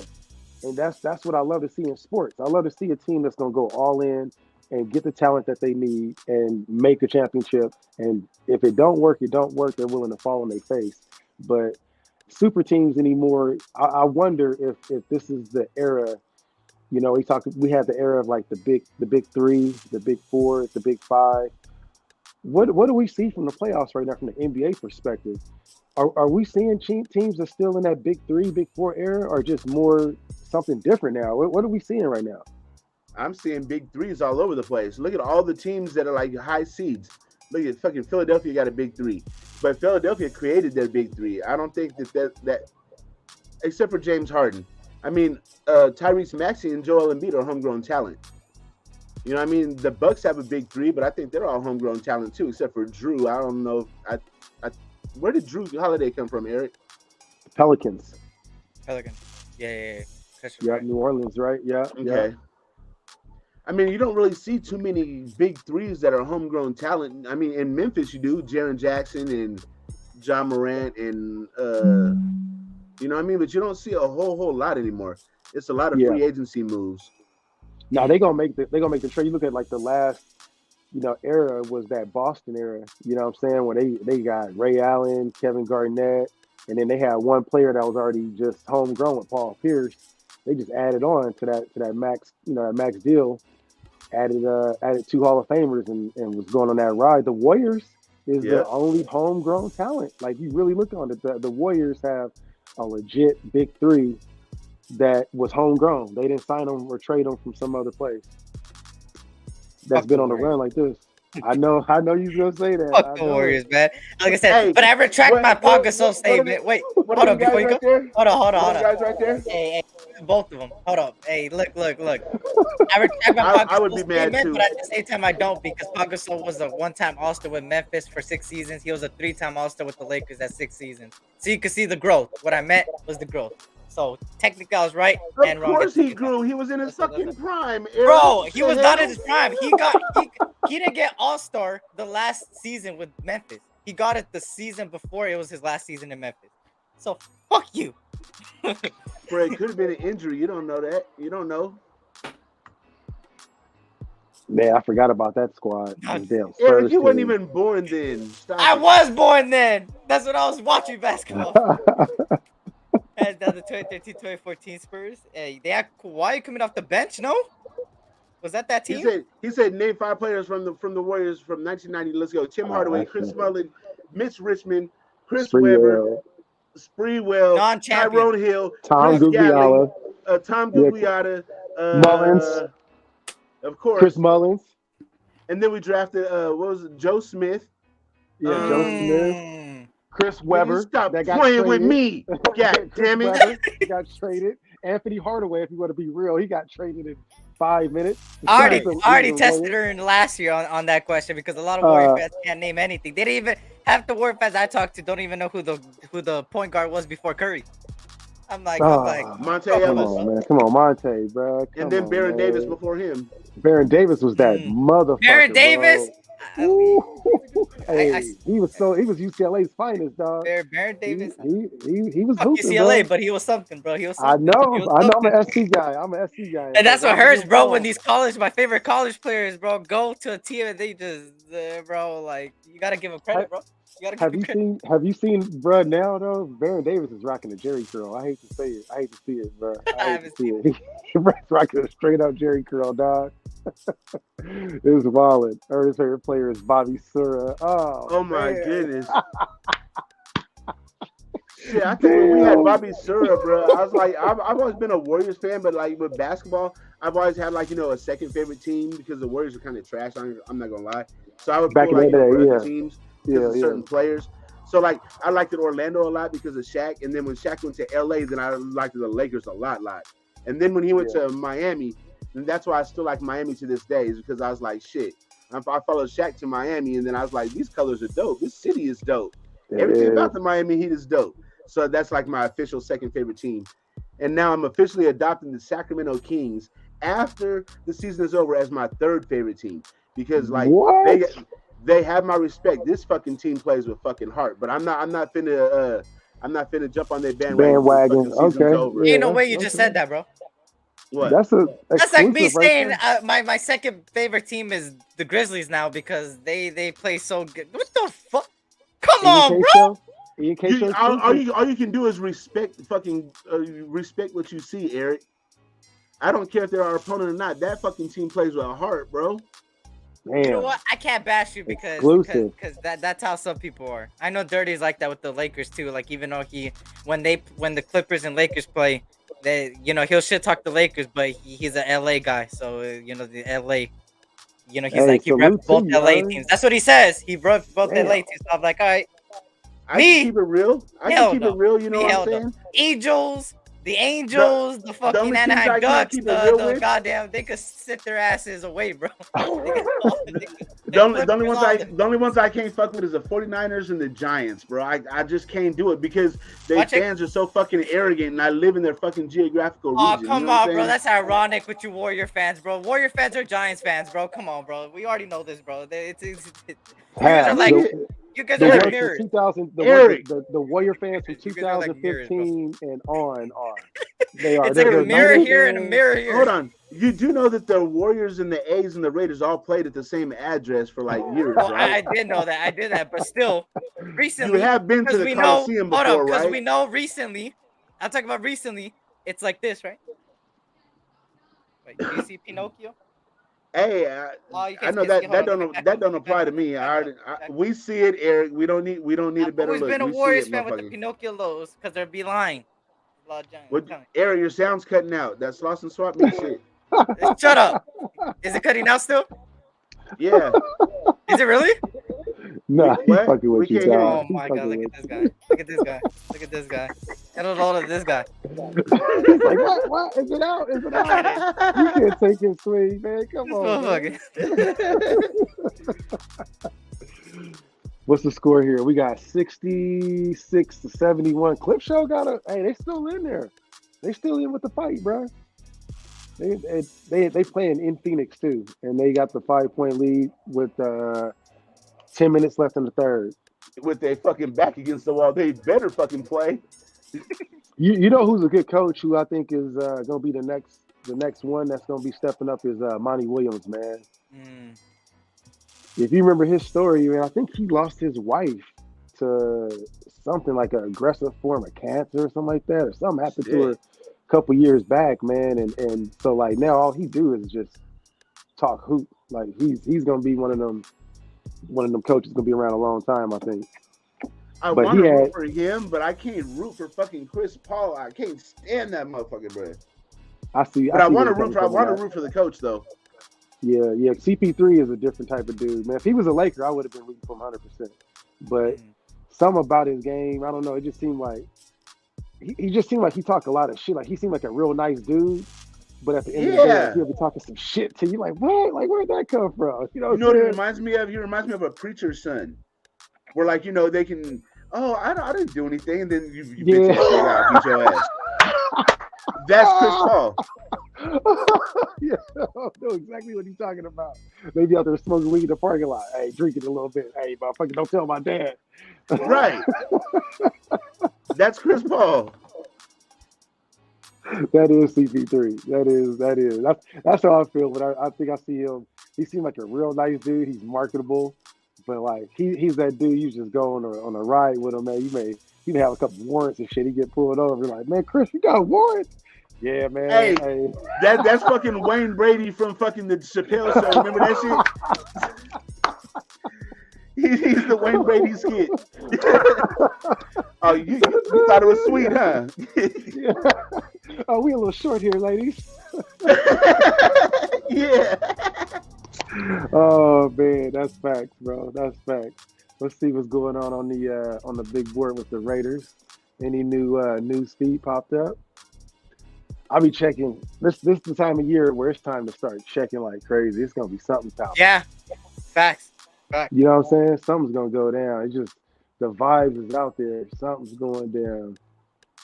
Something's going down. He got some good insurance, yo. Imagine we get some breaking news right now, just live during the show, bro. It's like breaking news: the Raiders have traded the 7th pick. It'll be like, what the fuck? At 8:30. If I were you guys, I wouldn't be too much looking forward to breaking news because I have a feeling that the next big breaking news is gonna be that we're fucking trading Josh Jacobs, bro. Don't even say that, bro. Oh fuck, you said it, bro. You said so. I'm not trying to say it to jinx it, and I'm not saying that I want that to happen, bro. But the writing is on the wall. I'm gonna say this right now, and I'm gonna say this here. Everybody, clip this moment. All right. If Josh Jacobs gets traded, it is all Ern's fault. And every time Ern's on the show, we're gonna say #Ern jinx. No, it's Dave Ziegler's fault, bro, because they shouldn't have declined his fucking 5th-year option, and then they should have worked out a long-term deal. I mean, bro, you need to know what kind of player you're working with, what his mentality is.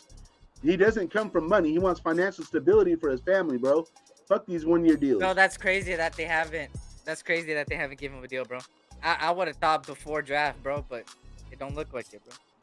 So here's the news feed right here. What we got as it stands today. There is a article about a trade proposal that's possibly sending Trayvon Morrick to the 49ers for Trey Lance. There's a whole lot of speculation. Where did that come from? The fucking Raider Onion or something? Someone was drunk making that. Bro, this is from Heavy.com 2 days ago. That's awful. Yeah, that one's a eye bender. But it says there's another one here from Heavy that talks about CJ Stroud taking a picture with Max Crosby at the fight. Oh, I did see that one. Yeah. You saw that? That don't mean too much, man. I mean, we're gonna start seeing that a lot. That's the you see it everywhere. Sports. You know what I'm saying? There's also something that's kicked out. Said there's a win-win trade scenario with the Commanders and the Raiders on Sports Illustrated from the Commander side. They're reporting that. and Casey Hayward got cut after one season with the Falcons, so he's back on the board, on the free agency board. I don't know why we let him go to begin with, just because he's a Gus Bradley guy. I mean, Casey Hayward is solid as fuck for us. Yep. He had like maybe 3 plays in the whole fucking season where you were like, what the fuck? But other than Gus Bradley system, bro. It's that Gus Bradley system that worked for him, bro. He wouldn't work in this one. Yeah. It's that Gus Bradley, bro. Mm-hmm. He would go to the Colts. If there's a team he would go to right now, is the Colts. Yeah. No, I think he would probably, yeah. What they say? He said he was smoking.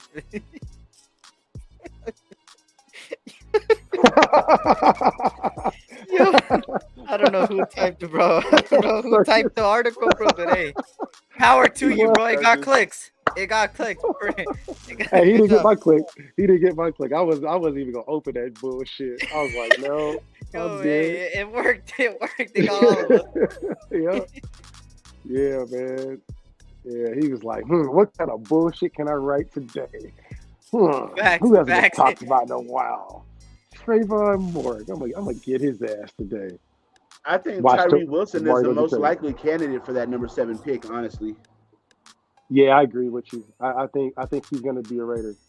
I think because he's a fit and he'll be available. Yep. And then we'll have 2 dominant defensive ends and a fucking Chandler Jones to come in and spell them or play like a joker position, or you can have Chandler Jones with his hand in the dirt and have Tyree Wilson playing the joker position. You do a number of different things if you have 3 good guys that are solid right there. But you got to have a defensive tackle to unlock both of them. Yeah. Which is a hard bet if we're betting on what we currently have right now with what we got from last year's draft. It's tough. Which you hear Butler talking mad shit, man. He's like, hey, what up, JT? What's up, JT? He's like, I'm that guy. You know what I'm saying? So he talking big shit. He's like, don't even worry about getting nobody. I'm him. I'm here. I don't know. Just keep on going. I mean, if he was him, then nigga, where the fuck is you at this past year? We fucking needed you. My nigga. You know what I'm saying? That just hit me. I'm like, wait, hold on, bro. There's still Devin White that's out there that wanted that trade. There's Patrick Queen. So there's still options at linebacker. I mean, we didn't really. I don't know. I don't see us getting that capital freed up to be able to get any of them cats. But hey, I'm reading about that too. Damn, Heavy.com is spitting out all the bullshit. They like, hey, don't forget about Devin White. Nah, we cool. We cool on him too. We got to get a middle linebacker, bro. If we can't get one in the draft, then is Devin White still available? Yeah. Yep. I mean, unless you guys are trying to go roll with Robert Spillane. I'm not trying to shit on Robert Spillane, bro, but that shit it actually moves the needle for me just a little bit down, bro. That is a downgrade from Denzel Perryman.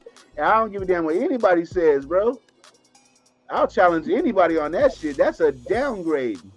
Man, I think we brought up Robert Spillane's name more than anybody has ever brought up Robert Spillane's name ever. Just because he may end up being our actual fucking starter next season if we don't knock out some shit. You know what I'm saying? I think he's gonna get eventually. We're gonna get a stud, or we're gonna get somebody that's gonna compete. And the goal would probably be to have somebody just outshine him. You know what I mean? But like I said, he may be our dude. So that's why we keep bringing his ass up, because that's what we got right now until we get proven otherwise. You know. Man, I sure hope Jacobs ain't going nowhere this year, but like, bro, to me, the writing's on the wall. And, you know, I'm a realist. This is just what I see. Jacobs probably one of my favorite. Since DC's gone, I think Jacobs is my favorite player on the team. I definitely don't want him gone. It's just, do you guys really see him here over the next 2 or 3 years? Really? With this regime? They're not in love with him. I want him to go somewhere, you know what I mean, and like I don't want to say I want to see him win a Super Bowl because that means we won't win the Super Bowl, but I want to see him succeed somewhere. You know what I mean? And go to the Hall of Fame or something. Man, it don't sound like it's just getting the nation ready for whatever the outcome can be with that, because we could be shocked, and it's gonna have a real negative reaction. But the business side of it is real, and talking to folks all across the league, man, they all say the same shit. It's like, hey, the valuation of running backs is like, man, we just go pick up us another one over here, you know. And speaking of that, I heard you talking about Bijan Robinson earlier this morning. Now, bro, you were right, man. I'm looking at a lot of other teams and what they're reporting right now that's within the top 10, and they're interested in Bijan, man. He got some legitimate. He could possibly go to Arizona, bro. Man, listen, they're talking about one of the teams that's a sleeper that I heard that shocked the shit out of me, and it was the same report that was talking about this Jalen Carter is the Seahawks.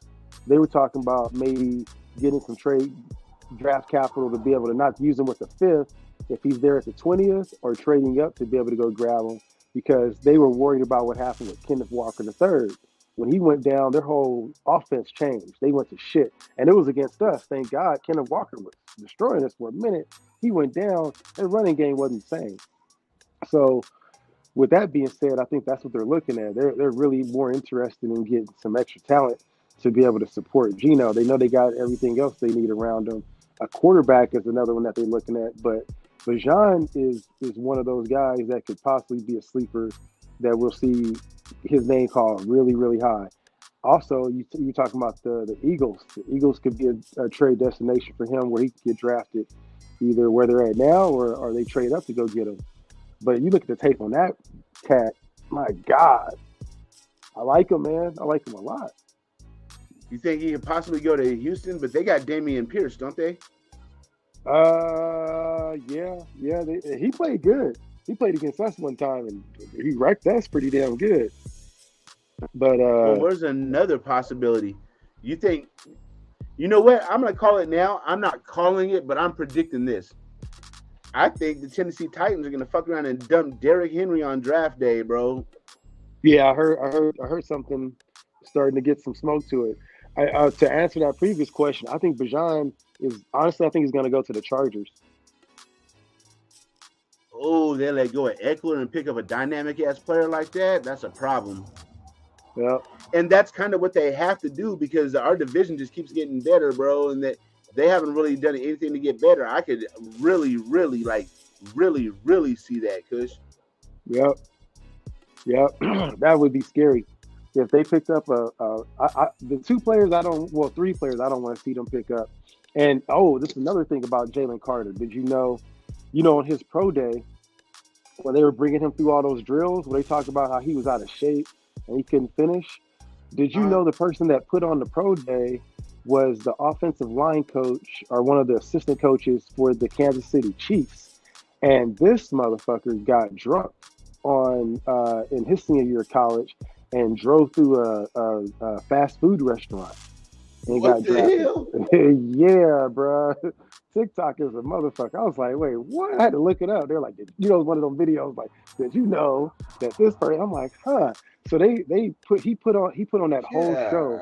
Yeah, he proctored that whole pro day for the Chiefs, and the Chiefs is looking at Jalen Carter as well too, and they're getting some shared interest with their defensive line coach.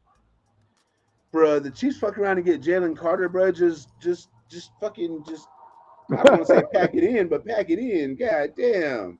Well, I mean, the Chargers have been, I guess apparently they're interested.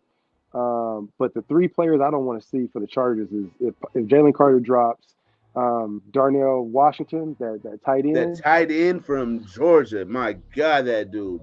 And Bijan Robinson. I don't want to see those cats in LA County at all next season. Who's the 3? Who's the first one? Jalen, Bijan, and Washington. I don't want to see neither one of those in the AFC West at all. Bro. Yep.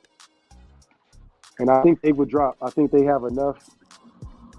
You know, Bijan possibly he could definitely be a drop. You know, he could go either top 15 or he could go in a second round if possible. You know, so the Chargers can trade up and pick up whoever they want, get some offense, and they could be able to pick up a good run because they know they got it on the defensive side. It's everybody's probably their last hurrah with it, so they're gonna try and make a good effort.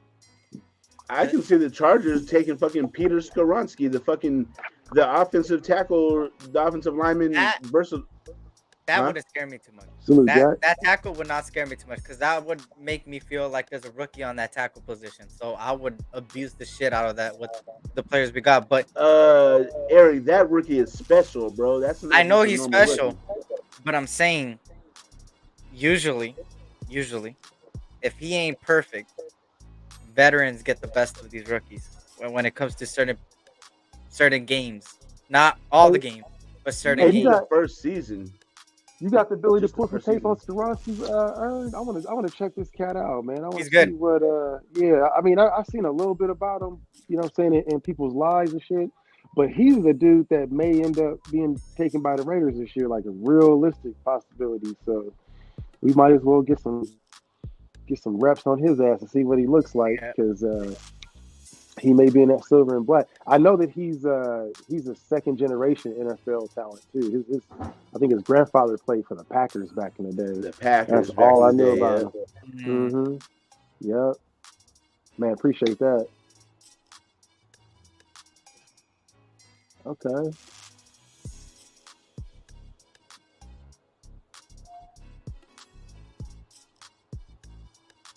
Look at that shit. Mm-hmm. Got good arms. Good length.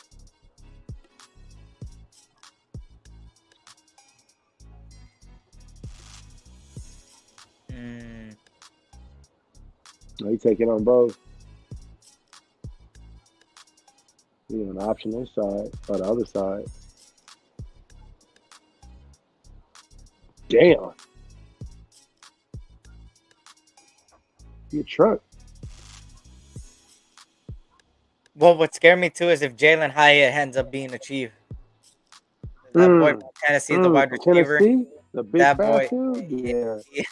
He on the Chiefs, bro. Even Jordan Addison on the Chiefs. If those two guys end up in the Chiefs' hands, bro. It's all about system. If they fit the right system, man, it's Super Bowl for them cats. Yeah, you know, you look at shit what DK did to the Seahawks. You know what I'm saying? Like cats like that. Let's see what the score is. 83-82. Look at that no, technique. Jack, and it's not a live show right now. It's not a live show. It's pre-recorded. This is all the dream. Yes, just so you guys know, this show is pre-recorded. This is actually recorded on November 17th, 2022. We predicted the future. Yep. Yeah, he ain't bad. I don't know, man. He ain't bad. Out of he doesn't look like the best film. Out of him and the dude from North Dakota. You say? Honestly, Cody Mock looks like a fucking monster. You know what I'm saying? He reminds me of that fucking Quentin dude from fucking Indianapolis. That guard, that nasty motherfucker. What's his name? Mm-hmm. I know you're talking about. Let me see. Yeah, I forget homeboy's name. Colts depth chart. What's this motherfucker's name? That motherfucker's a beast. Quentin Nelson. Yeah, Quinton. Yeah, they call him Quinton or something. They got some weird name the way they pronounce it. What's good, Afakazi? What's going on? Afakazi. Hey, if anybody wants to pull up, we're gonna put the link in the thing. Robbie, swear you be reading my mind, bro. Like we telepathic. I was just about to say, man, we about to see what y'all thinking about. You know what I'm saying? We Bay Area dudes. Yeah, last chance to get out our anxiety before the game. You know what I'm saying? And what that's gonna look like. Oh shit, we got the game tomorrow. De'Aaron Fox is fucking playing, bro. I heard just as you were saying. They said he may play. Is he for sure playing? It said on the bottom of the screen. I don't know. I haven't like read the report or anything, but right as we went live, I seen the shit scroll across the bottom of the screen that he was gonna play tomorrow. I was like, oh shit. Damn. Come on, Fox, pull one out. I tell you, the guy I like is God, Eric, your hate is that bad, bro. Bro. I hate, bro. My hatred is to the point where I don't even hate the Clippers, bro. It's to the point where it's like the Clippers are like fourth on the list. It's alright, y'all haters. It's nothing. We major. You see me, high hater.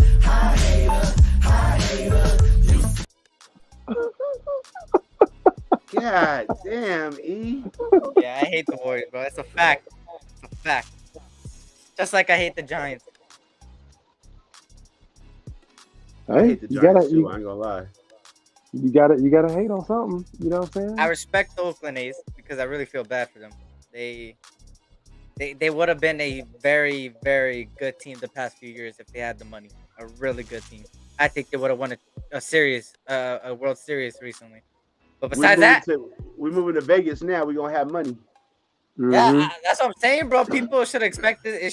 I don't know, bro, because I'm not from the base, so I wouldn't feel that like, oh, them leaving, like the final team leaving, just like the Raiders left and stuff. But I think it's a good move, bro. It brings money to the organization, and you could finally build like what you're supposed to build instead of being everybody's farm team. Anybody who's a logical fan from the Bay Area understands like why these teams are moving. It's not the teams; it's the fucking city of Oakland refusing to help them out at all. So you have a city that's like, you know what? If you want to build a stadium, you have to fucking build it. You won't get no taxpayer money. That's what you get in Oakland, right? The only thing that you have here will give you some land, and you have fan loyalty. But Vegas is like, bruh, we're like a 1 hour flight away. We'll give you everything on consignment. You just got to pay back this percentage. You know what I mean? So it's like, nigga, what would you do? And the Raiders so we have a special guest backstage. Y'all know him. Y'all love him. He fishes and he swims in Big Shirley's. Y'all know him. It's Raider Twine. Where's he at? Oh damn! The cricket wireless, man. There he is. Oh, there we go. How y'all doing? There he is. What up, Twan? What's good, Twan? What's good, Twan? What up, T-Wizzle? How you doing, sir? Uh-oh. Look, Twan is so icy cold, he froze. Yep, he Dairy Queening. There we go. He good. Now you For real? cut that mic on. There you go. I think you're good now. Hey, what's good? What's up, T? What's going on, sir? How you doing?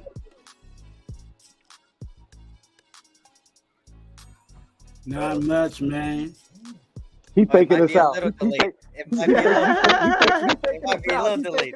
He's like, yeah, it might be a little delayed. He's doing the mannequin challenge. Yeah.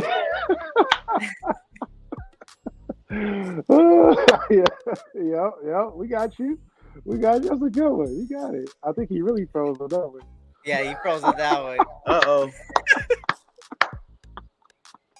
Hey, we gotta get a snapshot of that one. You gotta just profile pic. If he did that to stay in character, bro, respect to him, because man, he ain't moved. Oh, that was his internet. He froze it again, man. That would have been wrong. Man, this game is going crazy right now. You got to sign on to the Wi-Fi, bro. I know you're on that cricket phone, bro. You're going off the cricket wireless, bro. Come on, there you go. You come back. Jack, how did I stab your heart, man? You already expected this. I'm a Dodger fan. Of course I hate the Giants, but the Kings, I never touched it about the Kings. I said I hate the Warriors, so that means I'm going for the Kings. I want the Kings to win. But they're probably not going to win, bro, because the way Curry is smiling out there, bro, that's the same smile he gave when he starts whooping ass, bro. It's the same shit with LeBron. When LeBron gives that look or starts getting shit talk, he gonna turn up. That's the same way with Curry, bro. And we all know Game 6 Clay, bro. I don't know what the fuck it is with Klay Thompson, but every time it's Game 6, bro. We got him back. I think he switched over to T-Mobile. Let's see. I sure did. Yeah, he did. He got the Magenta Max plan. Hey, Hey, you know how to switch the Metro, you know what I'm saying? My laptop over here tripping. I need everybody to reach their hand towards my laptop. You know what I'm saying? Say a quick prayer, lay some hands on my laptop. It's seen better days, huh? Hey, it needs some blessing oil for real.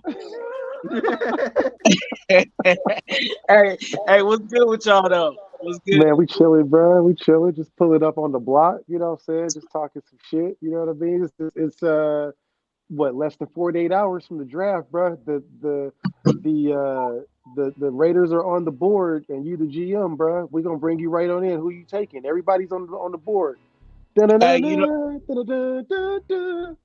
Hey, you know I'm hungry, so it's time to get some groceries. You know what I'm saying? I think Ziegler's going. I hope I don't have to, like I was saying in the chat. I hope I don't have to pull out my popcorn. You know what I'm saying? For reasons that I always say we've seen this movie before. I hope Ziegler really, with these 12 bullets, I hope he hits something. I know he ain't gonna hit everything, but I hope he hits something with these bullets, man. Word. You better hit something. They fucking career is on the line, in my opinion. Mm-hmm. Hey, don't go to the club if you ain't trying to hit. You know what I'm saying? You know, I think somebody clip that shit. This may be a completely off-topic one from the draft or anything else, but just going into what I think is the long-term plan for the regime and how long they got, I just have this feeling like the number is 6 years. Like they got a 6-year plan. I don't think it's 10. I don't think they got that, bro. I'm serious, bro. I could get shot in a fucking drive-by tomorrow, bro. I ain't got that kind of fucking time. I think we got 5 left, Ern. We got 5. We got 4 and 2/3 or whatever this season is. Look, so we got one behind us. I think we got a 6-year plan. Kush, it's already bad enough that Ern said that Josh Jacobs is about to be out of here, and then you say this. I know. This show might get canceled, dog. I'm just trying to give you a warning, dog. I know. It won't be the first time we heard it. That's what we got cancel culture around here. You know what I'm saying? Dirty already lost the channel. We don't need another one lost, dog. Man, we've been hearing the threats. But look though, I think with that being said, and then we bring on our next guest. I think with that being said though, from also what I've taken from hearing from folks is that if we don't start getting some really good traction in this next season, and we don't really start coming out the blocks, the whole experiment is over.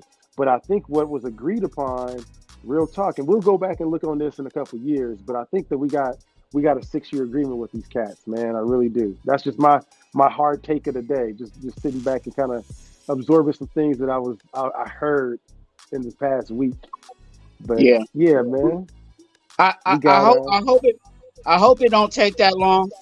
But you know what I'm saying, if you really listen to the tone in which, if you listen to Ziegler's press conference, if you listen to the tone, the way that Ziegler and even McDaniels has been talking, they sound like they're gonna be here for a while. Exactly. Whether it's their intentions or they know, like contractually, they got some time. You know what I'm saying? And I hate to say it like that, but I hope it's not 6 years. Speaking of time, Ern has been putting in all the damn work bringing on our guests, and I appreciate you doing that, my good brother. So the next one, I'll take the flow. You know, so I'll take this handle. Okay? Give me the baton, I got it. You know, so I'll carry the team. I'm gonna bring on this next brother we got right here, all the way from down under. Our special guest that always pops up, gives us some good, positive vibes, some good perspective about how he's feeling today. Right before the draft, getting ready to kick off, he got his good. Lucky hat on, I see. You know what I'm saying? We're going to bring on our good brother, Afakasi. What's going on, brother? What's going on, Afakasi? What's going on? Gang.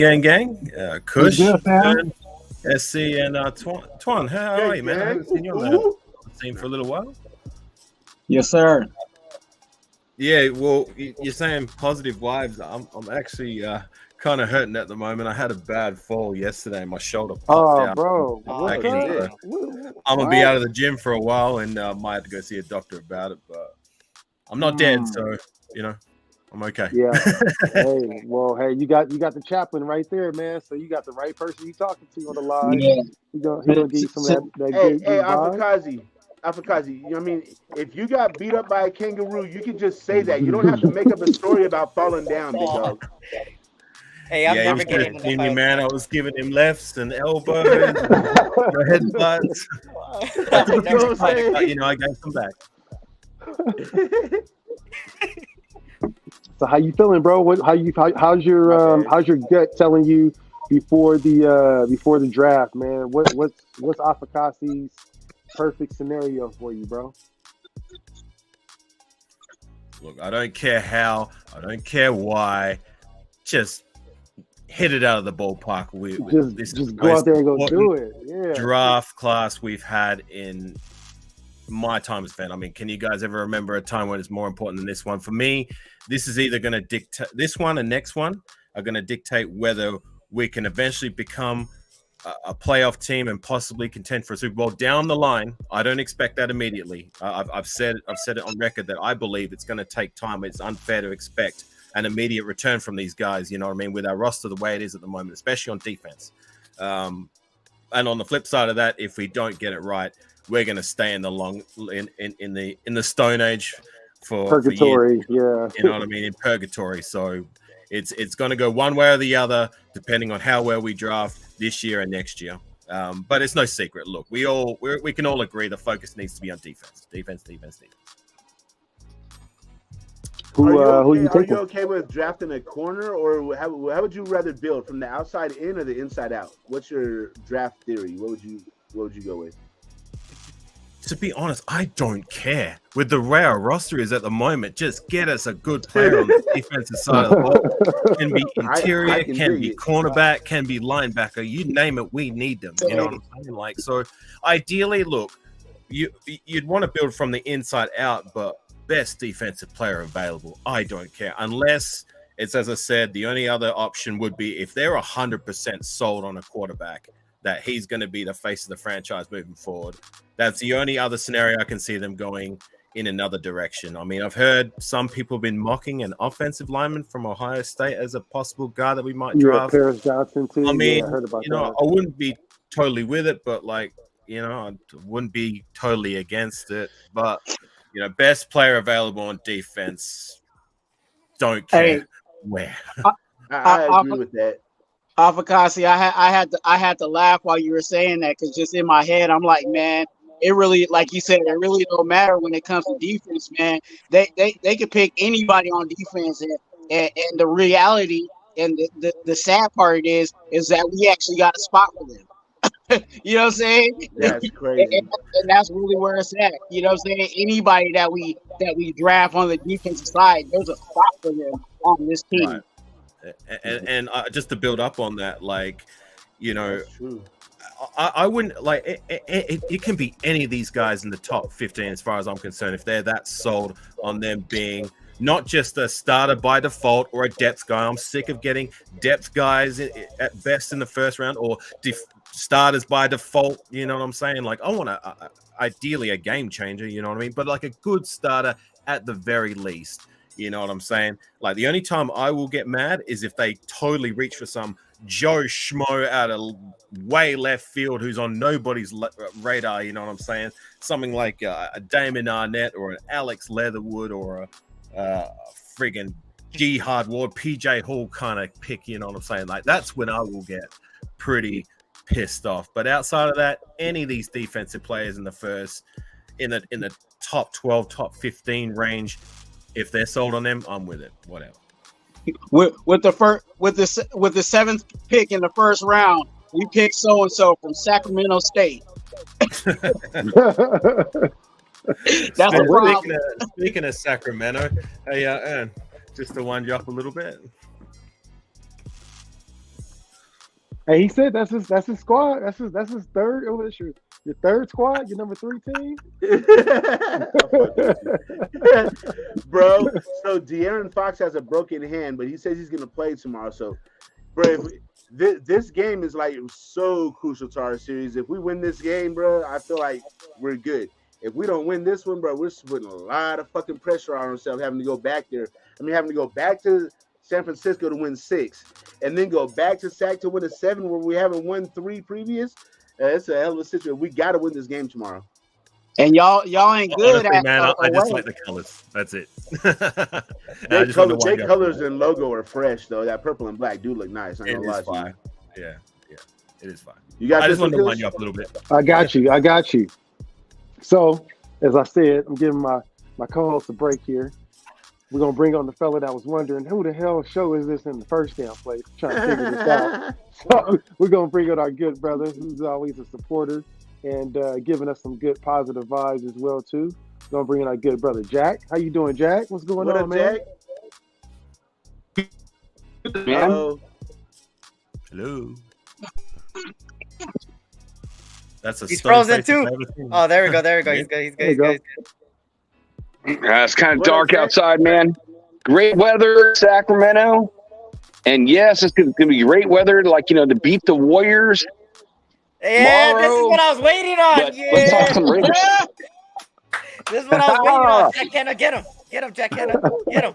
Get him, Jack. Get him, Jack. SC already Made me knows. smoke all my fucking Get weed him, Jack. already. Get her. How come he Get her. doesn't get cut off and I do, Westside? I thought we were homies. It's like that. Hey, Ern. I grew up in the Bay Area, bro. Born in South San Francisco. Yeah, that's nice. No, I'm playing. But when all the Warriors and the I had Kings to started get you trading because players, I switched over. AR would have felt a certain way if I because didn't get you. I had to do it. It's a good series, man. It's a good series. So no matter who wins, no matter who wins, I'm rooting for. If the Kings win, I'm going to the Lakers. If the Warriors win, I'm going against the Lakers. So that's where I'm at with that. Kind of shit. Yo, Let's talk some Raiders football. I don't really have anything against the Lakers. The only thing I have against the Lakers is fucking Eric and a couple other Raiders content creators. That's the only thing thing I got against the Warriors is Ern and a bunch of people that watch. No, the only thing you have against the Warriors is that we keep on winning rings and shining them in your face every year. We got 17, bro. We hit double digits. They don't have no shine on them, bro. Go clean them motherfuckers. Them old ass rings, bro. Made with the gold from the Ern, gold rush. I love the Warriors, dude. What in 2020? Hey, I don't know. I don't know if the Warriors want to see us in the second round.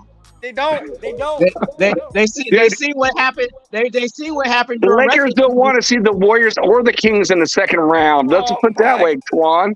The Lakers only have one fucking shooter, bro. To beat the Warriors, you got to be able to shoot. The Lakers have one shooter.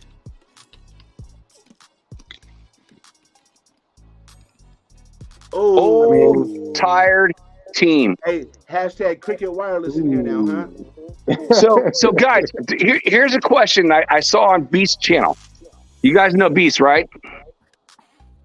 Yeah, He's now hanging out with Raider Ray and Farrell, and he's a beat writer for the Raiders. And it came down to Stroud or Carter. And so my question I want to ask you and the Raider Nation, because this is a big question. The Raiders, the Raiders quarterback is probably Stroud, but Carter is a generational player. And honestly, for me, thank you. After listening to Louis Riddick said there's 4 quarterbacks next year that are the same as Stroud. So I'm all about going Jalen Carter and push that middle because there's not many guys like that. And it's a game changer. I love Weatherspoon, man, at number 7. I like Stroud, but if I had the same pick, Stroud or Carter, who are you guys taking and why? Do you mind if I just have a quick take on that? Go ahead. Absolutely, bro.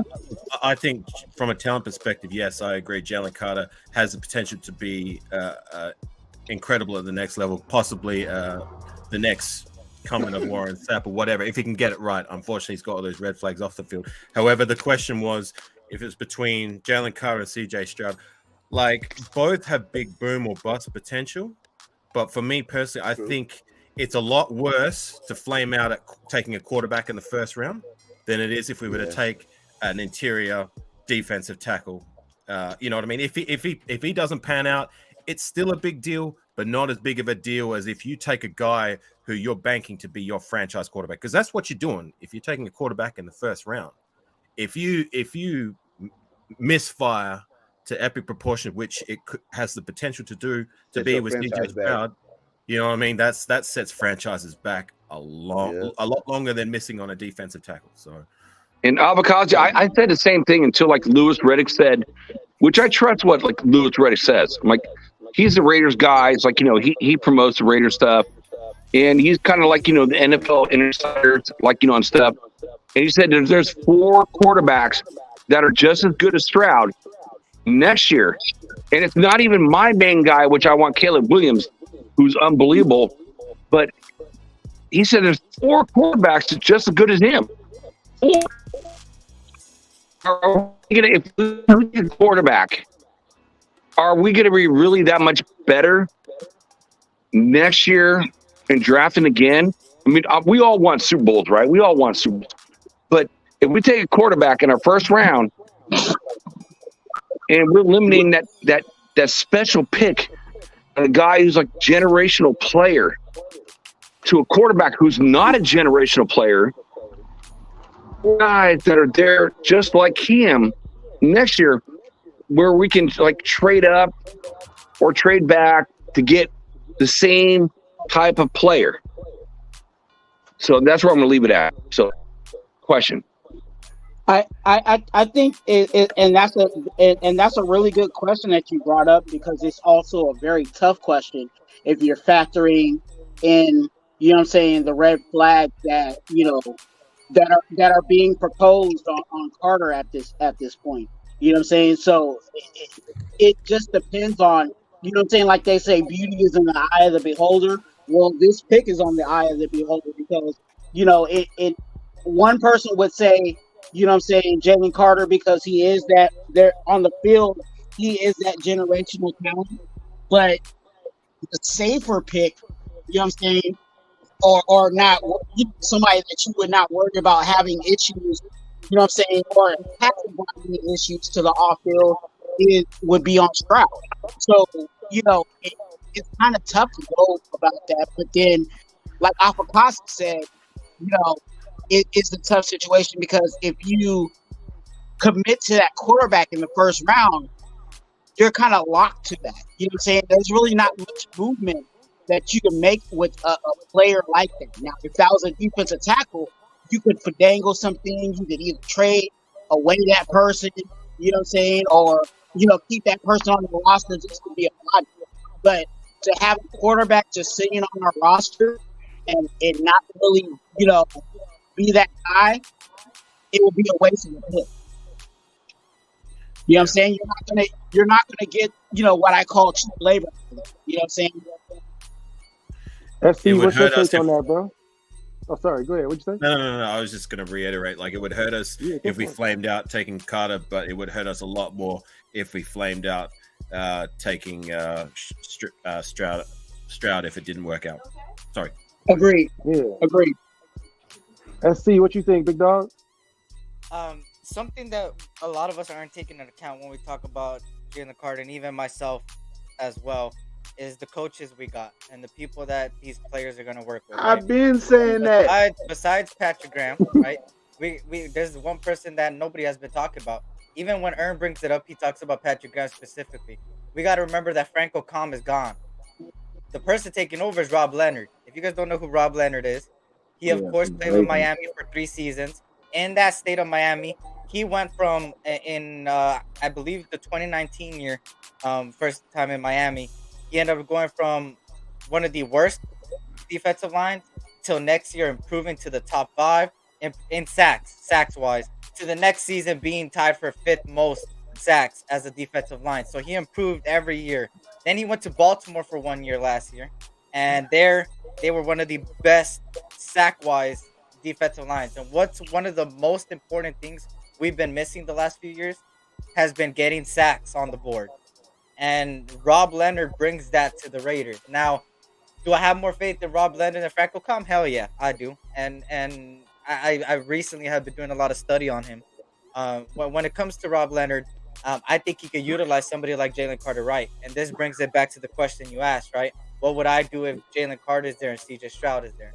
Now, I'm gonna give you a little bit of a loophole on this and a little bit of my brain thinking. What happens if they're both on the board, right? You got one of a generational talent at a quarterback position, and you got a generational talent at defensive line. Now, what are other teams gonna value these two guys? They're gonna value him high. So what do? You take some calls during those 5-7 minutes, and you entertain the shit out of every trade call. Okay, have your set player that you want, right? Okay, Jalen Carter is our guy. If these trades don't go through, pick up the phone and be like, I know somebody wants a quarterback out there.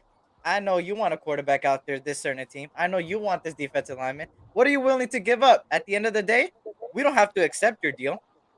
So you give us something that's going to impress us. And they go do it. There's teams that are so gullible they're going to fucking do it. And you pull the trigger on that, and you'll get more opportunities to get more talent than just getting one talent. You feel me? But it all depends. But at the end of the day, you said only them two, so I'm going to go Jalen Carter. It's a good take there. That is a good take.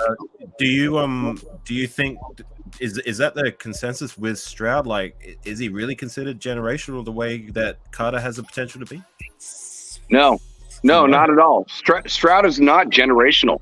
Stroud is potential to be great, but like generational, that'd be like a Peyton Manning kind of. You know, I don't. Brady.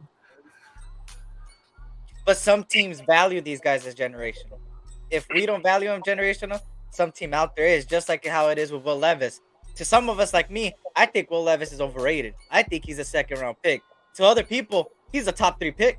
He's the number 1 quarterback off the board. So it all depends on how these teams value. It's the same thing as during the NFL, right? When the season starts, some of these teams value a certain player lower than some other teams. And then when trades happen, you're like, how did this team get this player for that less? Because but generally speaking, there's more of a consensus on Carter being possibly a generational guy. From what I've heard about Stroud, like, I haven't really heard anyone discuss him in that manner, which is what I was asking. Like, am I mistaken in that? So, question, guys. Do you guys, as Raiders fans, do you guys respect Louis Riddick? Well, hang on before you get to that, because I definitely do. Let's finish up this question because I think we got some. Well, it just circles back. Louis Riddick said Stroud is the top 4 quarterbacks next year. Okay. So he's the same type of guy. So that's why I brought it up. It's like, if Louis Riddick's bringing it up, we talked about him like wanting to be a GM point. So I respect what he says. He's like, man, Stroud's like no different than the top 4 quarterbacks next year. So if you could use Stroud or a generational defensive tackle, like Donald and Jones, which those are the 2 top defensive tackles in the league, and look what they've done for the teams. So yeah, that's why I said Carter. And then we can go all in next year. And SE knows this because I said this shit on his channel all the time. I will go all in next year for Caleb Williams. So, got you. Aaron, what you think, man? What's your views on this, bro?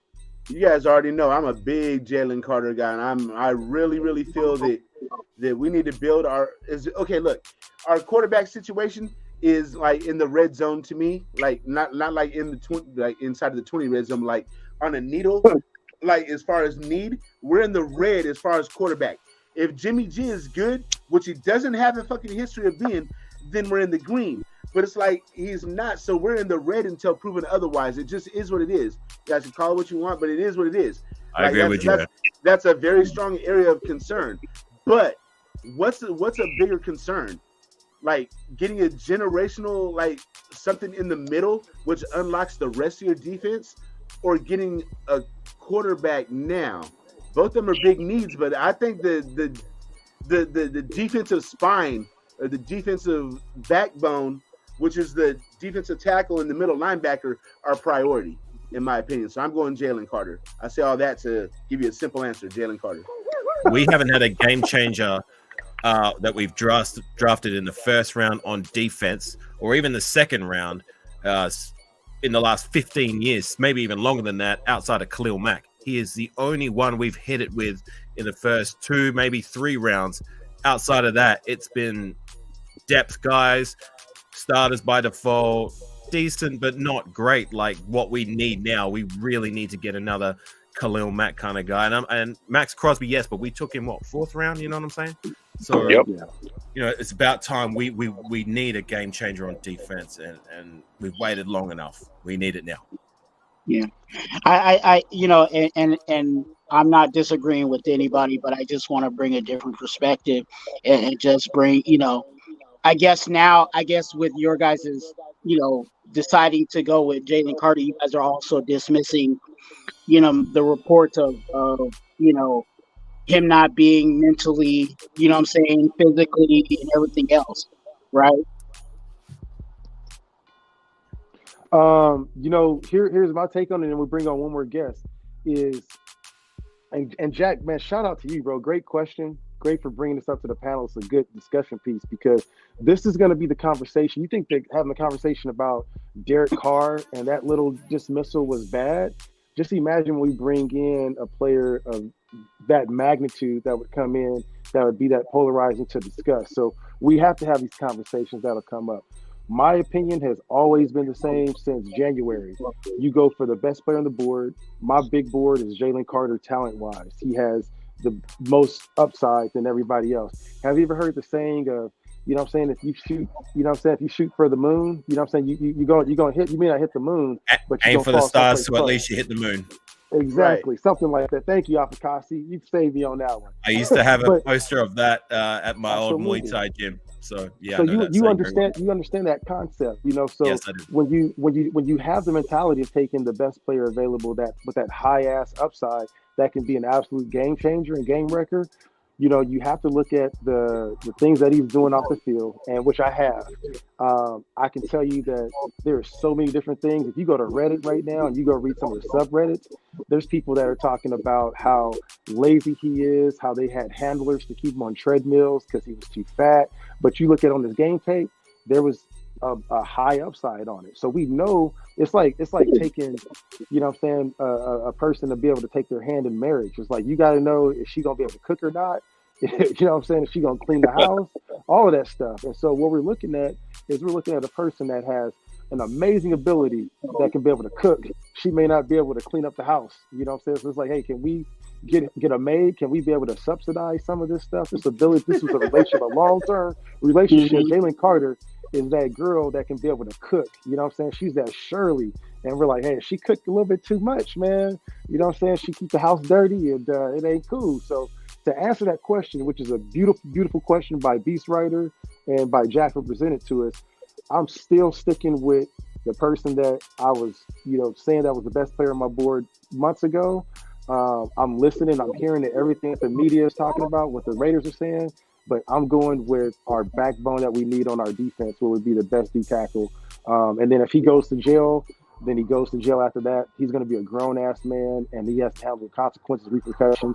This is not going to be our last draft that we're going to have, and not going to be our last round. And we saw where we drafted Cleve Farrell and Max Crosby in the same year. So we can make it happen. We have clauses and contracts for. We can heavy incentivize this dude and put, hey man, you fart wrong, your ass is done. You know what I'm saying? So there's clauses that we can put in there. If you could put a clause in to be able to stop a dude from playing a damn video game, think about that. You stopped the man from playing a video game because he wasn't studying enough. Then we could possibly do this with a player that likes the speed, has some integrity issues, and just overall just a immature type of kid that needs some mentorship. I'll take that bet over CJ Stroud that he can be able to be replaced next year with another starter from the draft, like in the second round. You know what I'm saying? So with that, real quick, guys, and before we get some more banter on it, again, Jack, thank you so much for that one. We're gonna bring on good, dude. Our good brother El Capitan, real quick. What's going on, Rafa? Yeah, I'm doing good. Hey, Rafa, welcome aboard, bro. Thank you. And sorry about that because I was so tired because I'm after the work and I'm so ready for the draft of the NFL because right now I'm really focusing about the Raiders, and of course we need to boost the defense. We need some players with great talent, speed, efficacy, and of course it's much important to resolve the issues on the red zone, which is definitely is gonna worth it. And I think that expect the unexpected, but I think that Deb Ziegler is gonna hit the jackpot very soon. It's gonna be like the good takes or bad takes, but I think that the Raiders could hit the jackpot with a great defense this year. I hope so, Rafa. And just on that note, I'm gonna dip. Thanks for having me on, Kush and Thank SC, you for coming through. Jack, Alakazi. and El Capitan. And just Yep. before I leave, like when you were talking about like now that I think about it with Crosby and Farrell, going back to that, I mean, I guess it comes back to now, like if we were to take Carter, like it goes to show like how important it is to get the rest of the draft right. You know what I mean? Because remember 2019, we picked Cleve Farrell. It flamed out with him, but we got it right with Max Crosby. So you know what? The draft didn't hurt us as much of what it could have if we didn't hit it out of the ballpark with our later pick. So if we are to take a big gamble, big risk with Jalen Carter, we got to get it right as a bit of insurance with the rest of our picks, you know what I mean? Just in case it doesn't pan out. So anyways, gang, take care. Not too long to the draft, and I'll catch you all on the flip side for sure. Hey, next time we'll Right, see you. We salute can have a, to we can have a Alakazi. pick. Good to see you, We brother. can have a new Raider. Be safe, AR. For sure. So that just tells me, guys, Giants like just hit a number 2-run 2. home run to close it out. I'm sorry. Still go ahead, Twan. I'm sorry. Okay. No, I was just saying the Giants hit a 2-run homer walk off. Now Oh, sweet. They won. And I know SC doesn't like that. Oh, Wow. yeah. Let's go. Let's go, SF Giants.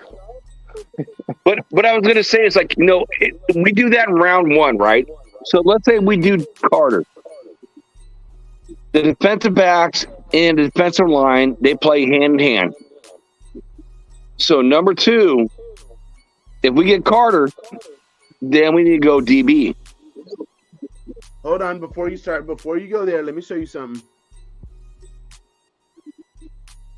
Give me just a second. Kush already know where I'm going with this. Yep. Let me show you something before you start talking about defensive back in the second round. Let's see. Okay. Present. Are you doing a mock draft? No, sir. I just want to show you something. Oh, please show me, Aaron. You're gonna bring highlights from Jalen Carter. Oh, I thought he would. So I want you to see our linebackers, bro. Our linebackers. This is what we're working with. We're working with Divine Diablo, Robert Spillane, and Luke Masterson as our 3 linebackers. Backing them up are Curtis Bolton, Darian Butler, and Kanai Muaga. Are you okay with going into the season looking like that? Oh, absolutely not, dude. Absolutely not. So look, I have a rebuttal question then. So what is our weakest position on our defense? Linebacker. Are you saying linebacker, or are you saying it's like defensive back? With the great quarterbacks that we have in our division. It's defensive tackle and middle linebacker. They go hand in hand. So if we get Carter, then you're saying linebacker over DB. Yep. For me, it's middle linebacker, but a lot of people prefer a DB, and neither one is wrong. But for me personally, it's middle linebacker. It's really sad that neither one of those are wrong, because it's really sad because they're both a hurting position. But I feel like we can get middle linebackers later in the draft. A DB is a more premium player that you should have on your roster. Like when you're talking, like unless you can find a guy, if you can find a guy that can cover Kelsey, then I'm there. If you can't find a guy that can cover Kelsey, I thought it was Brown last year. He did nothing. Bro, if not, then I want a DB. There's nobody in the league that can cover Travis Kelsey. I know, but that's what I'm saying. If you can't find that in round 2, it's like the linebacker from Arkansas or Jack Campbell, then I'm going DB. I'm a person who just chime in real quick on this. Is people are not gonna like this take, but let me explain it. I would go corner of a linebacker. The reason being is because there's more depth at the linebacker position in the draft than there is at the cornerback position. Now you could take the risk with the corner and not take a corner, but you're gonna jeopardize a lot of the talent leaving. But there's linebackers out there that are really damn good that could really play a big part at rounds 3, 4, and 5, and even 6. With cornerbacks, it gets a lot less talented when you go down the line at third, fourth, fifth, sixth. I think most corners are gonna go down in the first and second round. That's just me. Just because of that, I think there's more depth at that linebacker position than there is at that cornerback position as far as the talent in the NFL draft. But I do think that the linebacker position is more important as far as position of needs for the Raiders. So it all depends on how the Raiders look at it. They could look at it in the perspective of how I'm looking at it, or they could think of the perspective of, hey, Eric, you're dumb as fuck, and you know there's more depth at the cornerback position, so it could be that too. So at the end of the day, I just feel like I would go that route just because of the depth I see from film and stuff like that and watching college games. But like I said, I could be 100% wrong, and linebacker is the number one need besides the defensive line position. I agree with you, Essie. I think linebacker is definitely the need. But in value-wise, especially if we're going in context to the second round, I think there's a big jump off. And there's a big separation from the top tier grouping of cornerbacks, versus the second group of people. I don't think there's fluid line of players similar to what I would say the linebackers are, where you can find a linebacker in almost every round and still get a good value off of it. I think there is a huge jump between the corner class, the classes of corners that we have. So if we had to go value-wise, we would have to shoot for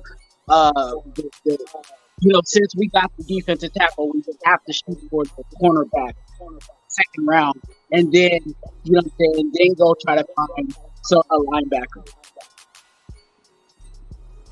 It depends on the linebacker, because if you're looking at our position and what our most needed skill position is going to be from what's up, Gravy? From a linebacker cornerback position, what do we need to have the most intelligence from, skill from, and ability to be able to stay on the field? For me, I would say if we're looking at for our need, just not looking at the talent that's on the board. If I'm looking at what do we need to be able to pick from, we need to have apples or oranges at the right moment. And I'm saying we need to have this because this is in season. I would say a smart linebacker that we can take with the high draft pick, maybe not the second, but if there's someone that we really see that stands out, I would rather have that person because we know that's going to be our leader. That's going to be our green dot guy. And Jalen Carter, if we take Jalen Carter, we know he may not. We don't know. We don't know what he's going to turn out to be. He may be that inspirational locker room guy. He may be that next dude. But I'm looking at it from just cornerback perspective. I don't see our cornerback being that green dot, being that C on his chest. He don't have to be, is what I mean. So if we can find an absolute dude that's in the early rounds at linebacker, I think we pull the trigger and we try and take that guy rather than getting that whole experiment with the UDFAs again that we saw with Butler and was it Masterson? I think it was. Masterson. Yeah, so it was a little different. We made it work. They did their thing, but I'd rather see that dude with the green dot that's going to go out there. We can see for the next 3, 4 some odd years. Cornerbacks are going to come and go. We've seen that throughout the years. I think that Hobbs is going to be, solid at the slot. Outside of that, who else are we going to be able to draft from the cornerback position to say, hey, you're going to be our Travis Kelce guy? I don't want that to fall on a rookie. I'd rather have that fall on Nate Hobbs and give him the opportunity to say, you want to see on your chest? You know what I'm saying? Figure out what you got to do to cover this 6'6" gargantuan of a man, But good question. Though. I still even saying that out loud, I'm going back and forth. It's like, because I know what's out there cornerback. And the cornerbacks it starts to get a little scarce. I mean, Corey Trice is my dude, but do I want Corey Trice to be starting day one? Hell no, And to get him in the second round, like that's you're also looking at value too. You know what I'm saying? So that's that was kind of the question because I think he was saying for the second round, so that was kind Right. of where with that. But yeah, and we keep saying it, but the sad part about it is even though we're split on it, you know what I'm saying? Either way, it's We still still need good. them all. Either way, it's still good. Whether we get the corner first and the linebacker, or whether we get the linebacker or the corner, you know what I'm saying? Yeah, It's still good. yeah, yep. What about you, Okay, Ern? so what are my sleeper guys? Eli Ricks, Alabama, late third round, fourth round. Wide I'm like, receiver? no, defensive back. Cornerback from Oh. Alabama. Eli My Ricks, bad. I thought he late was third round, early fourth round. I like that kid. I read all his stuff. I really like him. Okay. You know, Okay. I'm not in depth like SC or maybe Kush and What some you of the like other about guys, him, but though? What you liked about him, Jack? Go ahead. oh Say my what you God, liked about him. it's got the height, weight, speed. It's like it's a good corner, but it's like, and they drop him down. It's like I feel like he has things that you can teach. You can teach him. Mhm. He's not like one of the top end, DBs, but coming out of those rounds, like later rounds, I think he's going to be a good player. Okay, So Terrence saying I don't see him as 6'2" number for one. LSU. No, I believe, honestly, guys, the Raiders need to double dip in DBs this year, honestly, more than any other position on the defense. No. Agree with me or disagree with me, but I No. believe that. We need about 800 linebackers, bro. We need a 800 starter. linebackers. We need a starter and depth at every position. That's like 6 linebackers, bro. Now No, let me I tell you- just look. Okay. Ern, let me ask you this. They were starting this year. Look at our DBs that are starting for our team. It is against like great quarterbacks and Patrick Mahomes and Russell Wilson and Herbert. Who do we have starting right now at our DBs? It is flipping trash. It is so trash, guys. I mean, this is I've never hold on, ever Jack. seen a worse starting defensive back room right now. The only guy I like is like the guy they got from Minnesota. Jack, the way our division is built, what corner in the NFL, let alone the draft, are you going to get to cover Travis Kelce? That has to be done by a backer. Well, that's a linebacker, right? I agree with that. Yeah, exactly. And that's the only way that you're going to beat Kansas City. So you have to build there. Well, we tried that last year with Brown from Tennessee. We tried to get the best coverage linebacker from Tennessee, and he stunk it up, and now he's gone. I mean, if you notice with Kelsey specifically last year, and I got two things. One with the whole Eli Ricks, and I see a bunch of players from cornerback position. I'll reply to that right now. But the Kelsey situation, last year when Kelsey was destroying us, it was a lot of quick passes. It wasn't necessarily anybody got beat. It's just people were missing tackles. Like it was nothing. Like the missed tackles on Kelsey was unbelievable. I don't know what I was seeing. And a lot of these players that a lot of people are talking about, right? I see a little bit of Williams in the chat, right? I see people trying to say certain players like Bennett. Let me scroll up. Jacorian Bennett and Williams. The problem with those two guys is their ability to tackle. And now when I heard Eli Ricks as well, Eli Ricks is another guy that a lot of people don't know, but he was a top 5 corner in the very beginning of a lot of people's draft board. He was literally talked about and praised. But as time went on in college, you started to see a lot of, I call it the Trayvon Diggs tendencies. How do you say it? Tendencies? How do you say it? Tendencies, yeah. That's the I word got I was you. thinking of. So, Yep. and I'm not saying as good as Trayvon Diggs, because Trayvon Diggs did get better the second season he went in, but it's that ability of taking too many risks and being very stiff when he takes those risks. And that's one of the most important things I like to see. I don't like to see a cornerback stiff, especially backpedaling. I don't like a guy that can't change direction or at least decently change direction. And that's why Eli Ricks went from a first round talent to automatically a fourth, fifth in some boards, sixth, even seventh in some boards. So that was the problem with him. With a lot of corners, and why I said there wasn't too much depth in this year is because there's a lot of struggles with a lot of those late round talents, those third, fourth, fifth, sixth, seventh. I think there was more talent in the cornerback room last year in the NFL draft than there was this year, because the same positions that a lot of these guys are getting talked about are the same position where somebody like Tariq Woolen was getting talked about.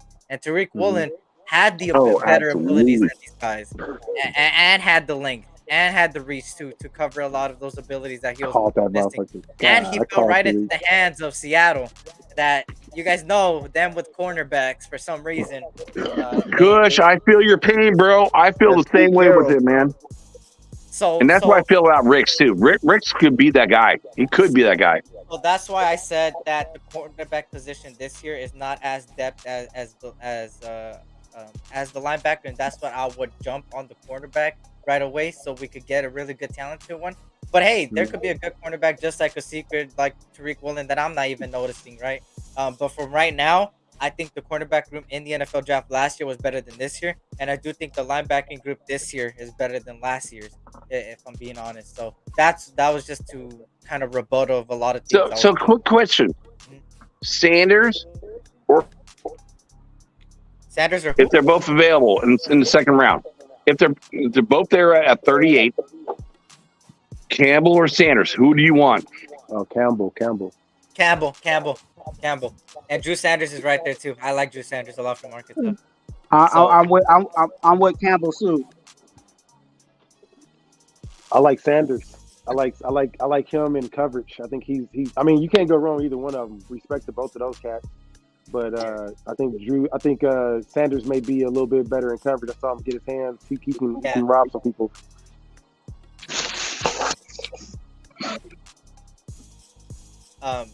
But what I was gonna say is that that's the only thing holding me back too. It's like, even though there's depth there's not that much depth in the cornerback than the linebacking. That just looking at our roster, just linebacking group is just so not the best. It's like I could look at the secondary and look at people like Shelley and Marcus Epps and be like, hey, that's better than what we got at that linebacking group. You know, in some cases, a lot of people, like Robert Spillane, and he's got a lot of talent and he's got a lot of potential. But then you go on to the other guys and you're like, do they cut it for me? Like, do they cut it for me to truly be a starter? It's like, that's what's holding me back too. It's like, even though there's depth, that linebacking group is a little, will they trade up? Will they trade down? I said last year the Raiders were going to trade multiple times to go up and down the draft board, and I was correct. This year, I'm going to say the same thing, and I think we trade a total of 3 times in the draft. Whether it's first round, second, or third, fourth, fifth, sixth, seventh, I think 3 times we trade, and it's going to be up, down. It doesn't matter. I just think Raiders are going to pull the trigger 3 times. If we relying on Curtis Bolton, he might as well sing a song. You know what I'm saying? Juan, you're funny, bro. I'm just saying, that linebacking group is sad. To be honest with you, there's nobody that I would, what I call, hang my hat on. There's nobody in that room that I can hang my hat on. You know what I'm saying? At least in the corner room, I could be like, okay, we got Hobbs in the crew. You know what I'm saying? But linebacker, you can't hang your hat on any of them. So Tuan, I don't consider Hobbs like part of that, because Hobbs is slot, corner. I'm talking like 2 deep corners. We don't have anyone. We're talking face on, and and the guy we got from Minnesota, which I do like. I do like him. Hobbs played outside. I know, but do you want Hobbs to play outside? Do you really want Hobbs to play outside or play the slot, which is good at? It's not up to me. It's not up to you, but it's what you want. They said he was outside last year, so I don't think they're going to change that up. Desperation, bro. That's desperation. You think about, when the Raiders went to the Super Bowls. Okay, let's go back to '83. As an older guy, look at our corners. in 83. And then we go back to 76. Who's our corners there? It's like we had all pros on all levels. We don't even have guys right now that are even starters. They're not even a starter on. Hey guys, we got about a 15-minute warning too, because Okay, we're gonna switch the party over to Dirties here in a minute. We're going live. Okay. We don't have starters on our DBs. And that's why I said the Raiders need to double dip in this draft on DBs. We don't have starters. And we're going against every team in our division has an amazing quarterback. That's facts. Yep. But here, I'm gonna play a little bit devil's advocate here. It's a different era. You feel me? A lot of cornerbacks this year could be a lot better if the rules were still in place how it was back then, where you could be physical no matter what. Now we got to worry about, is a guy too handsy? Back then we didn't care about it being handsy. You could put your hand in their face and they ain't gonna call shit. But now it's like penalty if you put a pinky on somebody. So that's what affects a lot of these players nowadays, right? A lot of these players that we have, like the ones that we don't consider starters, are starters when the rules are not rules. You know, because it's that physicalness that a lot of these players bring to the table, but they can't utilize because they have to focus. And especially wearing the silver and black, it puts a target on your back from refs. So it even makes it worse. So that's why it affects a lot of these players. And that's why I feel bad for some of these players. But at the same time, I do feel you where you say we don't got a lot of starters, and they would be probably bench players to other teams. And that has to do a lot with the organization that we got and the direction we're going. And that kind of shows me that, you know, we could talk about the players. We could talk about the coaches. One of the biggest debates in the offseason has been Carr, Jimmy, Carr against anybody else, or it's been coaches versus players, or these coaches versus these coaches. And we're not talking about something that has been in common more than the players, more than the coaches that have been here for only a 1 year, some players for 2, some players for even since 2014, like Derek Carr. It's been the organization as far as the ownership. Davis has been at the helm for quite some time, more than the guys we've been debating about, and he's there cozy and nobody's really targeting him. And I wonder why. It's like we blame it on Carr, we blame it on the coaches, and I've been somebody that blamed it on Josh McDaniels, and we've had this debate. But why aren't we going for something that, you know, has been the focal point of a lot of things? And that kind of shows of, because of the lack of football and the lack of, you know, put pressure on the coaches, put pressure on the players, it shows now. Like, that's why our draft hasn't been the best, and that's why we have PTSD of all this shit of we're gonna pick horrible players and we're not gonna get a starter no more, and we're not targeting defense because all these guys could do whatever they want because of the ownership allows them to. And that's the problem with us, right? We were supposed to make the playoffs last year. I think none of us really thought that we were going to take a step back. We thought we were going to get better, especially bringing people like Devontae Adams, but that's not what happened. You feel me?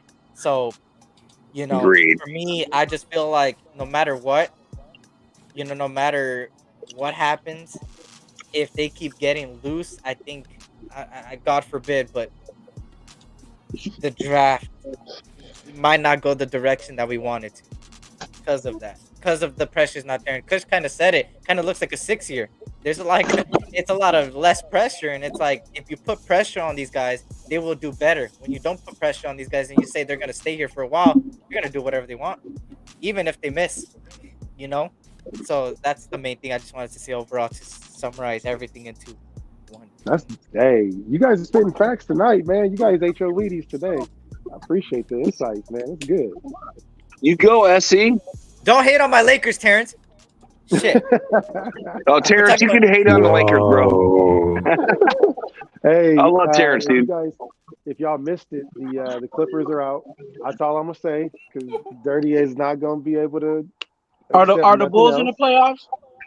Bulls ain't in the playoffs, dog. They just got eliminated. Hey, it brings a smile to my face because Patrick Beverly's on that team, and he said he was gonna bump the Lakers out of the playoff contention. And what happened? My God! What happened? I said, get running your mouth, Bev. That's what you get. You're in Cancun right now. Sit your ass down. Look what happens. The Lakers make the playoffs after a hell of a long 1 year, and you got all these damn Lakers fans talking shit again. Look at this shit. We're talking shit to the guy that said that was gonna bounce us out of the playoffs. Of course. Bulls and Clippers.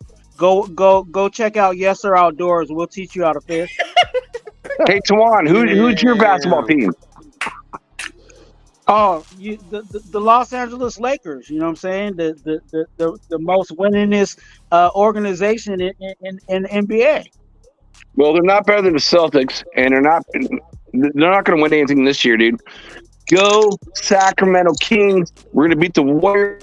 If they don't beat the Warriors, then I'm rooting for the Warriors to beat your team. And SC too.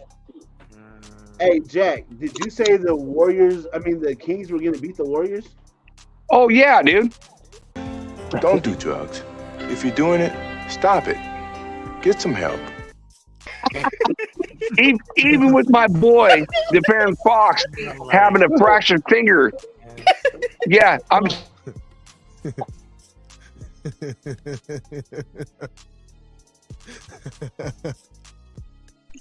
That's what we think of that. So I do have a question though for Ern. I grew up in the Bay Area, so I grew up a Warriors fan, but I did convert like all the Warriors and Kings players when they swapped players and then moved to Sacramento. So like half the team is like Warriors, half the Kings, the team is like, Kings. So I kind of converted because it's a local team. When did you start watching the Warriors? High school, Curry when I became started point watching guard? basketball. When Curry became point guard? Come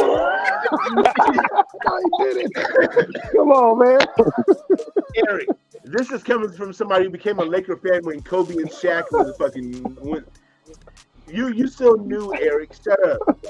Hey, Ern, go ahead and pull out your paper and read it and tell us when you was a Warrior fan.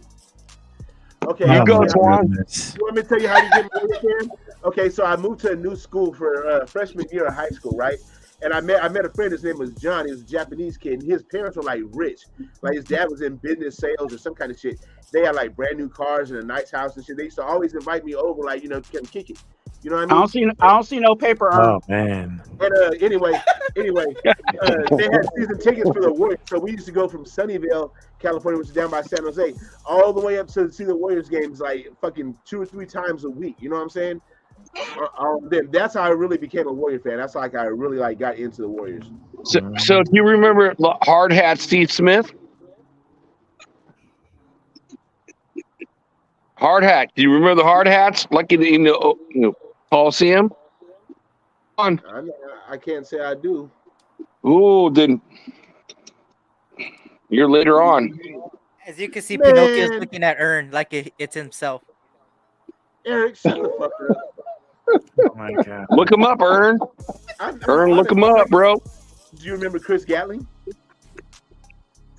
Who cares about Chris Galley? Look him up, Jack. Look him up. Look him up. Who cares about Chris Galley? He wasn't nothing. Who cares about him? You know the one guy on the team, and he didn't do anything for him. Who the fuck is Hard Hat Steve Smith? Is this nigga that Steve Smith, Hard Hat. The Warriors. Okay, guys. So I'm an old dude. I'm an old guy. So Steve Smith was like, a guy who did rebounds and a power forward and played some small forward and did a bunch of, boxing out. But they did Steve Smith house. It's like, hard hats. They'd hand out hard hats. Grinder, the worker.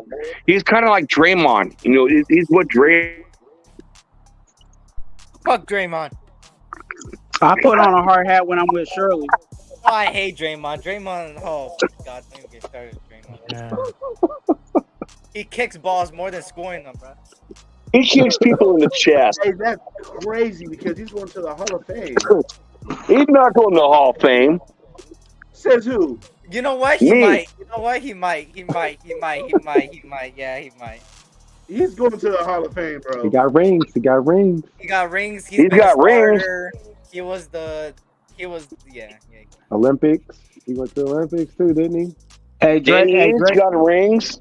He's the only Dennis Johnson got rings. Hey, Kevin McHale's got rings. They're not in the Hall of Fame. This is another thing Kevin McHale is in the Hall of Fame, bro. Stop it. Yeah, he is. Oh, he is? Here's another thing about Draymond Green that no other basketball player in the world and in all time has not done. He's also was a soccer player on the basketball court as well. Yeah, he likes to kick a lot of balls. Oh man. Speaking of kicking balls, you see that shit last night in the Lakers show.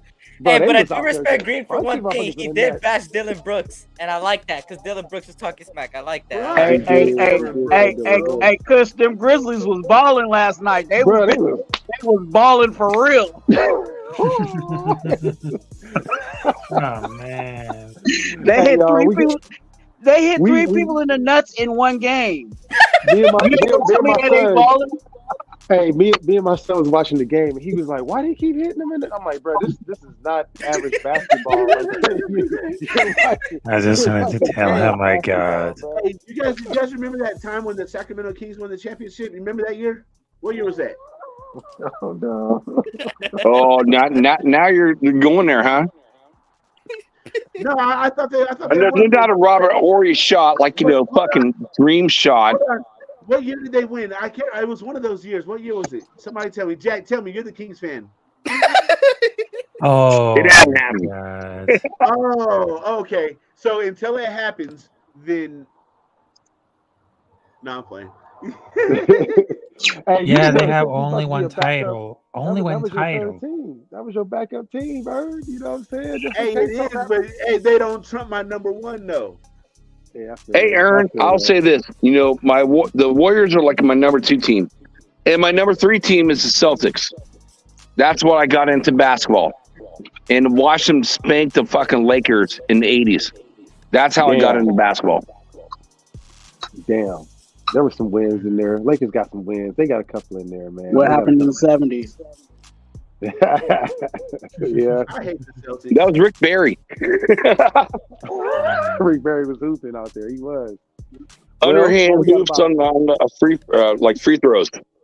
We about 7 minutes until Dirty getting ready to start his show up, y'all. So we probably got to shut her down. We're about almost 3 hours now, man. Earn. Doing a fucking marathon, huh? What you got, bro? What you got? Lasting moments. I got some lasting good thoughts. weed. I got a fast whip. What you guys want? You know what I'm saying? What you want to do? Hey, man. Hey, you got less than 48 hours in the draft. You feel me? Man, I got Jalen Carter. We better get a motherfucking defensive tackle. We better get a motherfucking middle linebacker. God damn it. And we better get some other good shit to go with it. Other than that, shit, you think you think motherfuckers hate me now? Oh, bruh. Oh, Dude, why do you say everyone hates you, dude? Bro, have you been watching, Jack? Yeah, I've been watching you and Benther, dude. I don't hate either one of you. Hey, I didn't say nobody's name. But I don't hate you. I love my boy SC. I love Kush. I love you. I love all my Raider brothers. I can't say so the same. I don't get it. I don't like her. I don't like her. I don't like her. I'm gonna keep it a buck. There's a lot of people in Raider Nation I don't like, bro. Yeah, I don't like God. her. I don't like her. Well, if you don't like me, just tell me in my face, and then I'll go. Cool. I'm the only one that's honest enough to say the Raider Nation, though. It's not all fucking sunshines and rainbows in this motherfucker. I'm the only one honest enough to say that shit. Oh man. Right. Well, Everybody know I don't like words. But you cool, Jack. You know what I'm saying? You wouldn't be on this motherfucker if you wasn't. You know what I'm saying? Yeah, nah. You got love, Jack. You good? No, don't take that to heart.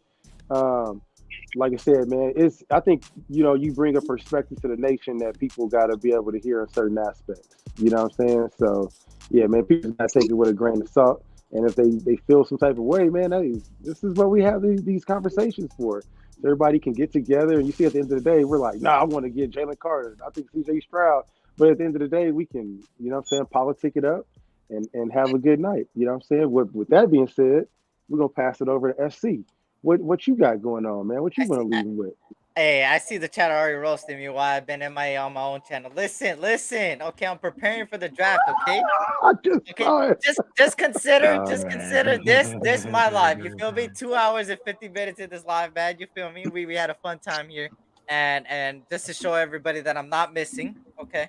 I just feel like I'm preparing for the draft because it's gonna be multiple lives during those 3 day span, especially pre-game, no post-game, pre, except for the last day, which I am gonna do a post one as well. So probably 3 lives on that day. It's gonna be an interesting one there. But Besides that, I appreciate you guys for having me on again, man. You already know the E&K show's lit, always a fun time. Shout out to Jack, shout out to El Capitan Avakazi and Twan for joining as well, man. And I appreciate everybody that always be asking about me and stuff like that. It means a lot. But I'm back. I know it doesn't show on the channel, but I'm back. Trust me, I'm here. But besides that, I'm gonna leave you with the same thing I always say: mind over matter, man. Remember, if somebody don't like you, it don't matter, man. You shouldn't mind, and they don't matter, bro. So, Dirty? Shout out to Dirty. Dirty, I'm here for you. Dirty. But besides that, shout out to my Lakers. Shout out to my Dodgers. You feel me? We came back today. Shout out to you guys. Giants got lucky today. Besides that, the Warriors, good luck to the Warriors, good luck to the Kings. No matter what, I wish both of you guys tied to get bounced out together, but that can't happen. Shout out to Kush, man. You already know. But besides that, man, like I said, tough times never last, but tough people do, and you guys are all tough people, man. And yes, sir. Remember to don't drink and drive, and you are always loved, man. You always got support here. So, SC, love you, kiddo. I absolutely love you, dude. Keep doing your thing. Man, all love. Yes, sir. So, yeah. Eric, you got to pass out your promo code, bro. You fucking up. You're not giving out. Which one, bro? I got two. I got one for the dancers, and I got one for the Figueroa. For the lizard, you got one for the lizards one too. for the lizard, You got one for the lizards. Drop the one for the Fig Newtons. Okay. Look, SC Experience, right? Use code SC Experience. Just tell them if they reach for the back pocket like this, you just pull your foot on that pedal, or if you're on foot, get the fuck out of there. Oh man. A quick take. SC, what you've done is like no one else in Radio Nation has done. You will talk all sports. So you absolutely one day you're going to be the king of all this, dude. And I'm going to be there to support you 100% all the way because you will talk all sports. That's the difference between a lot of Raider Nation who just want to talk Raiders. You do it all. So, a lot of young people out there that do content creator, man. I got to give them credit too where it's due. But my code is not MIA, bro. My code is not MIA. Shit, come on, Holly. Come on. MIA. Hey, Eric's code is SMP. Hey, I ain't the same. Hey, I ain't the. Hey, Jack, what you got going down, bro? What lasting things you want to leave before the draft, man? It's maybe the last time folks see you before the draft, man. So I just want to thank you for bringing me on. So thank you, Absolutely. and I love. I'm on my phone, so I can't salute to all the the Raider fans that I talk to in the chat when I'm not on the phone. But I thank you to all my brothers and sisters, and I thank you for bringing me on, Kush. And Ern, you're gonna lose. Sorry, bro, but if you win, I'm rooting for the Warriors because I'm a Bay Area guy. I'm a 916 guy. 916, 100%.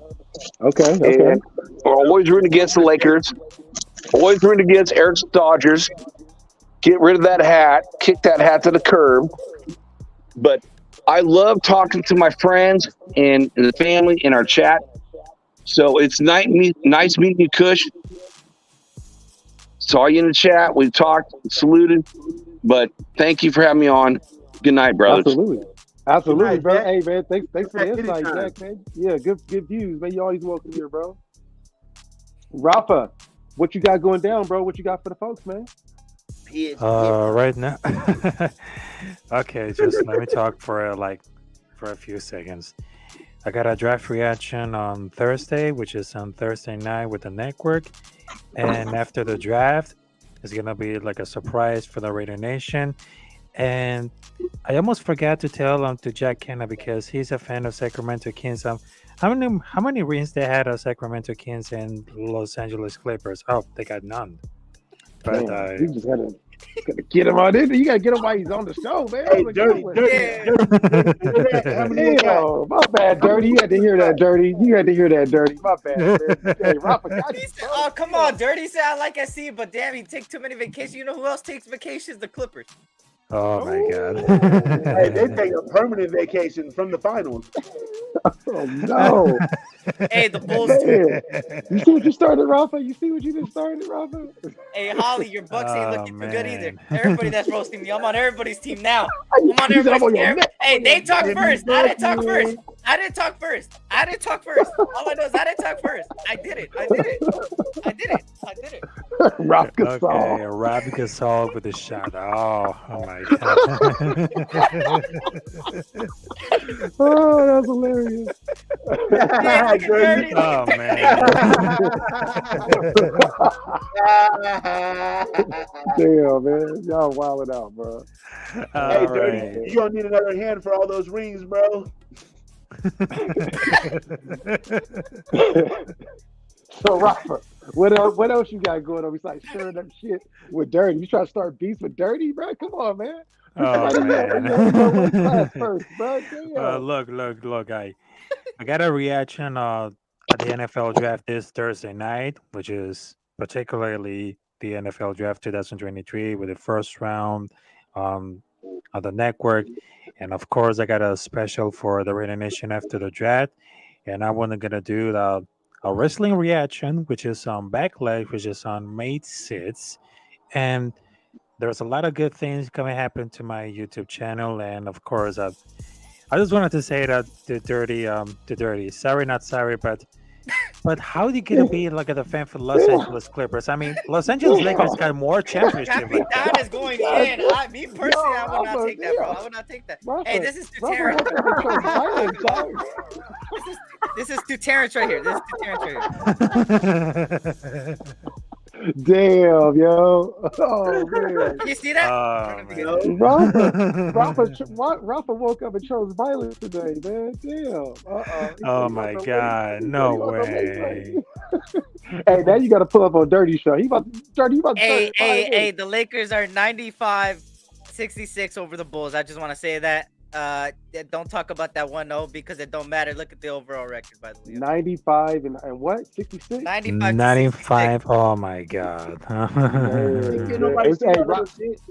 Rafa, you like WWE, right? Hey, you about to get yes. Hey, I ain't gonna lie. He said link, please. He said screw my own show. I'm going right now. Oh my God. He said. Yeah, dude. Hey, Dirty coming out like Stone Cold Steve Austin. Hey, you know it's real when he postpones his show to just come on and roast somebody. So, hey, I'll show your face right now, bro. Show your face. Yeah. Just sit back. Yeah, we're gonna sit back and get our popcorn, dog. Just be ready. Oh man. Yeah, come on, Dirty. I want to talk about these rings, bro. Hey, Dirty said, man, Link, please, Let's talk about this jewelry. Man, this ain't gonna be good, bro. This ain't, man. It's what? It's 15 minutes after this. And look at Problem. He wants a piece too. He's the Chicago bullshit. What up, Problem? Oh shit. You know the Bulls have never been anything at all without Michael Jordan, right? Think about it. Yeah. It sucks because D-Rose I respected, but he was so it was a what if. He's like a what if, bro. Like what if he stayed healthy? We just dropped you the link. Bro. It's right there. Oh, you just dropped it for your channel, Ern. I think he's on Cush's channel. You gotta put the link on both. I was like, bro, I can put a link for optometrist or something. Yeah. My bad, dog. My bad. That's on me.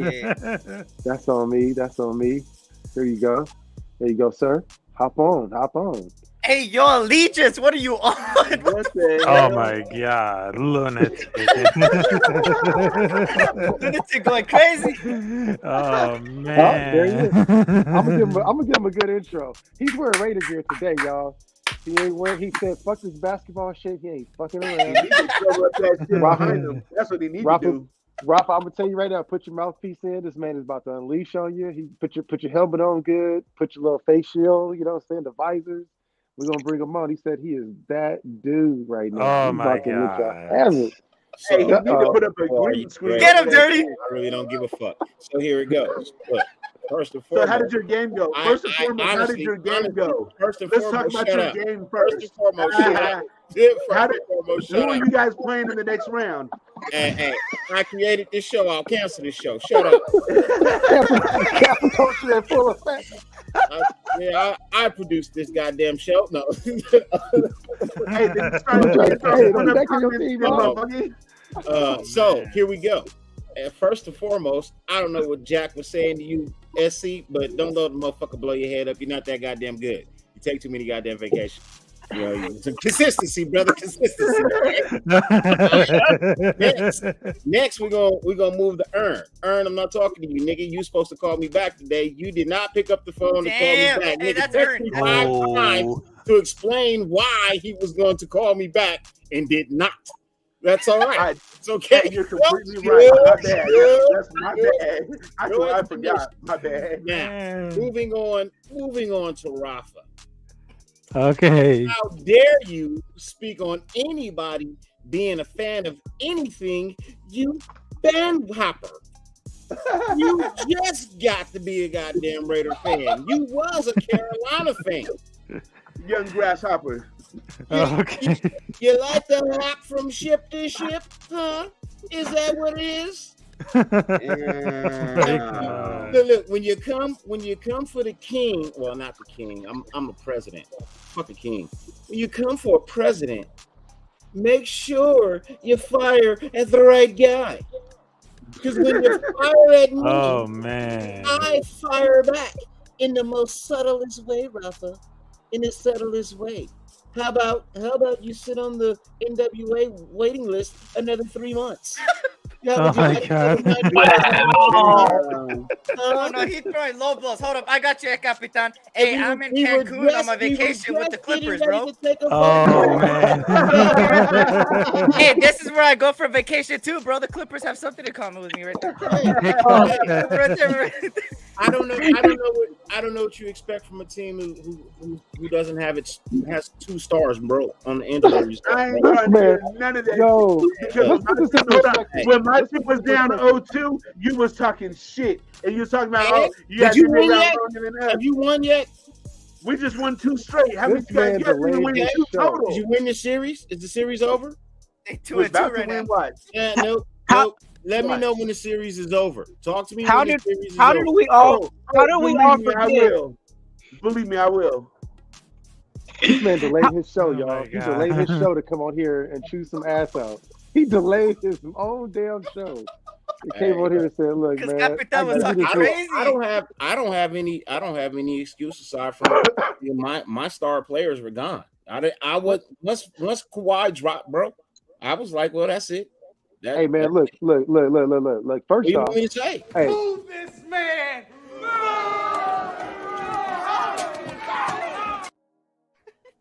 No. Look. First off, welcome. I'm sorry for your loss. I apologize for the Clippers losing. Nobody else ain't told you that yet. Hey, check it out. I got a show to do. Y'all have a good night. I'll see y'all later. Okay. My man, that was dirty, everybody. You know what I'm saying? He had to come in. You know what I'm saying? Kick the balls a little bit around. You know what I'm saying? It was a rough season for the Clippers. Note to the wise: don't talk shit when you on probation. That too. That is the gym. That is Jim. He's over here talking shit, and his application ain't even came up for vote yet. That's not a smart move, bro. Man. Or that's the most savage move of all time. He was like, yo, he threw a low blow with that one, bro. He hit him with the tank rib shot, bro. That's what he hit him with, bro. Damn. He slapped him with another 90 days. He hit him with it. Oh, Eric, so how did your bet go for the fight, Eric? I didn't bet. I'm not a big boxing. You told me you bet on Ryan Garcia. Stop the cap. When did I say that? Pull the clip. The last show. I said I wanted Ryan Garcia to win, but I don't know. I'm not a big boxing fan. That's what I said. You said you put money on it. I didn't put money on it. Somebody didn't he say he put money on it? I didn't put money on it. I think he said he put something on it.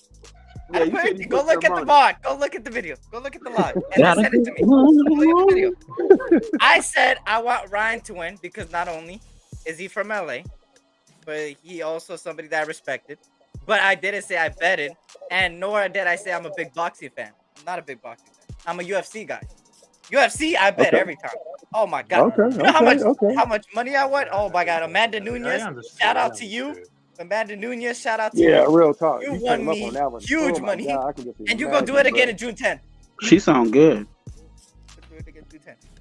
Hey, Twan, Amanda Nunez are like putting hands on you and me at the same time, bro. Oh. You need to look at Juliana Pena, her opponent. She's I lay hands too. Juliana Pena's bad, bro. I lay hands too. also Mackenzie Dern. That's my Brazilian. That's just. We see what your vibe. Okay, that's the one vibe right there. That's the vibe right there. Brazilian girls are bad as shit. Mackenzie Dern. Man. Eric gonna be walking around with a bad Brazilian just whipping his ass. I had my share of Brazilian girls. Oh, you have a Brazilian shirt? Brazilian girl. Brazilian girl. Eric, just because you bring out a Brazilian wax that doesn't count as having a Brazilian. Oh, look at this guy. Ern, you should focus on your series at 2-2, all right? I'm focusing on me.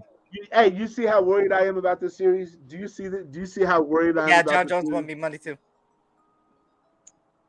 Hey, look, 2-2. John Jones, you'll never lose money fucking with John Jones ever. Eric is listing off female names who he's Oh man. She would drop kick the shit out of me, bro. Oh my god. But I wouldn't be scared to talk to. Shit. Hey, you never know, man. You know what I'm saying? I know a couple of UFC female fighters that's up in Washington State. You know what I'm saying? They be getting down. They're normal people. They won't just kick you for no reason. Misha Tate, you know what I'm saying? She up here, she up in this area, you know. But hey, man, let's go on over, go check out Dirty here in a minute. Let's get ready to shut it down. Yeah, you know what I'm saying? Hey, yeah, man. Hey, I think we're gonna probably postpone the E&K show on Thursday because we got all the draft shit. So like I said, man, appreciate y'all tuning in. What was that? Somebody was saying something, Twan? What's up? Was that you? Yeah. You let everybody have their Jerry Springer final thoughts. And I wasn't able to get mine out, so I wanted. Go for it, brother. Go for it. Go. Yeah, hell yeah. Go for it. I want everybody to know. You know, don't put your organs in the box. You know what I'm saying? They don't go to heaven with you, so you might as well be a donor. Also, understand this, and I really mean this. You are a blessing, so be a blessing to someone else. You are a blessing. I don't know who I'm talking to. Someone might be having a rough day. Someone might feel like giving up. Someone might be feeling like taking their life right now. You are a blessing. And the reason why you are a blessing is because you have the capabilities of being a blessing to someone else.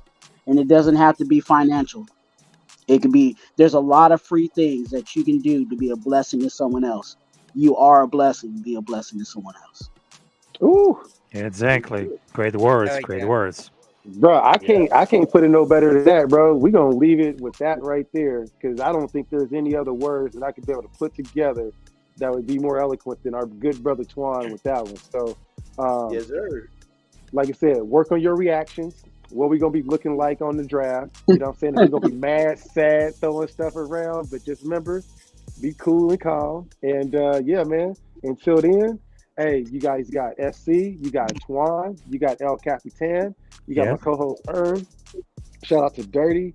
Shout out to Jack for stopping by. Shout out to Alpha Kasi. Shout out to our chat. Tubby Chile, Holly, All Eyes, Big Worm, Loon. All of you guys, man, the cast of characters, Charm City that popped by, man, we appreciate all the love, all the support that you guys brought us.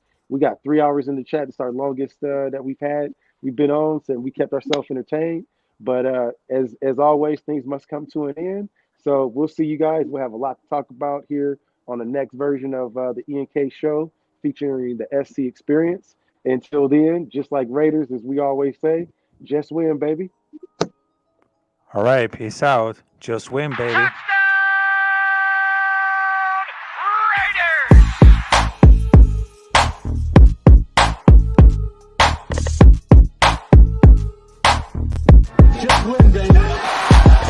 Who you thought I've been rocking for?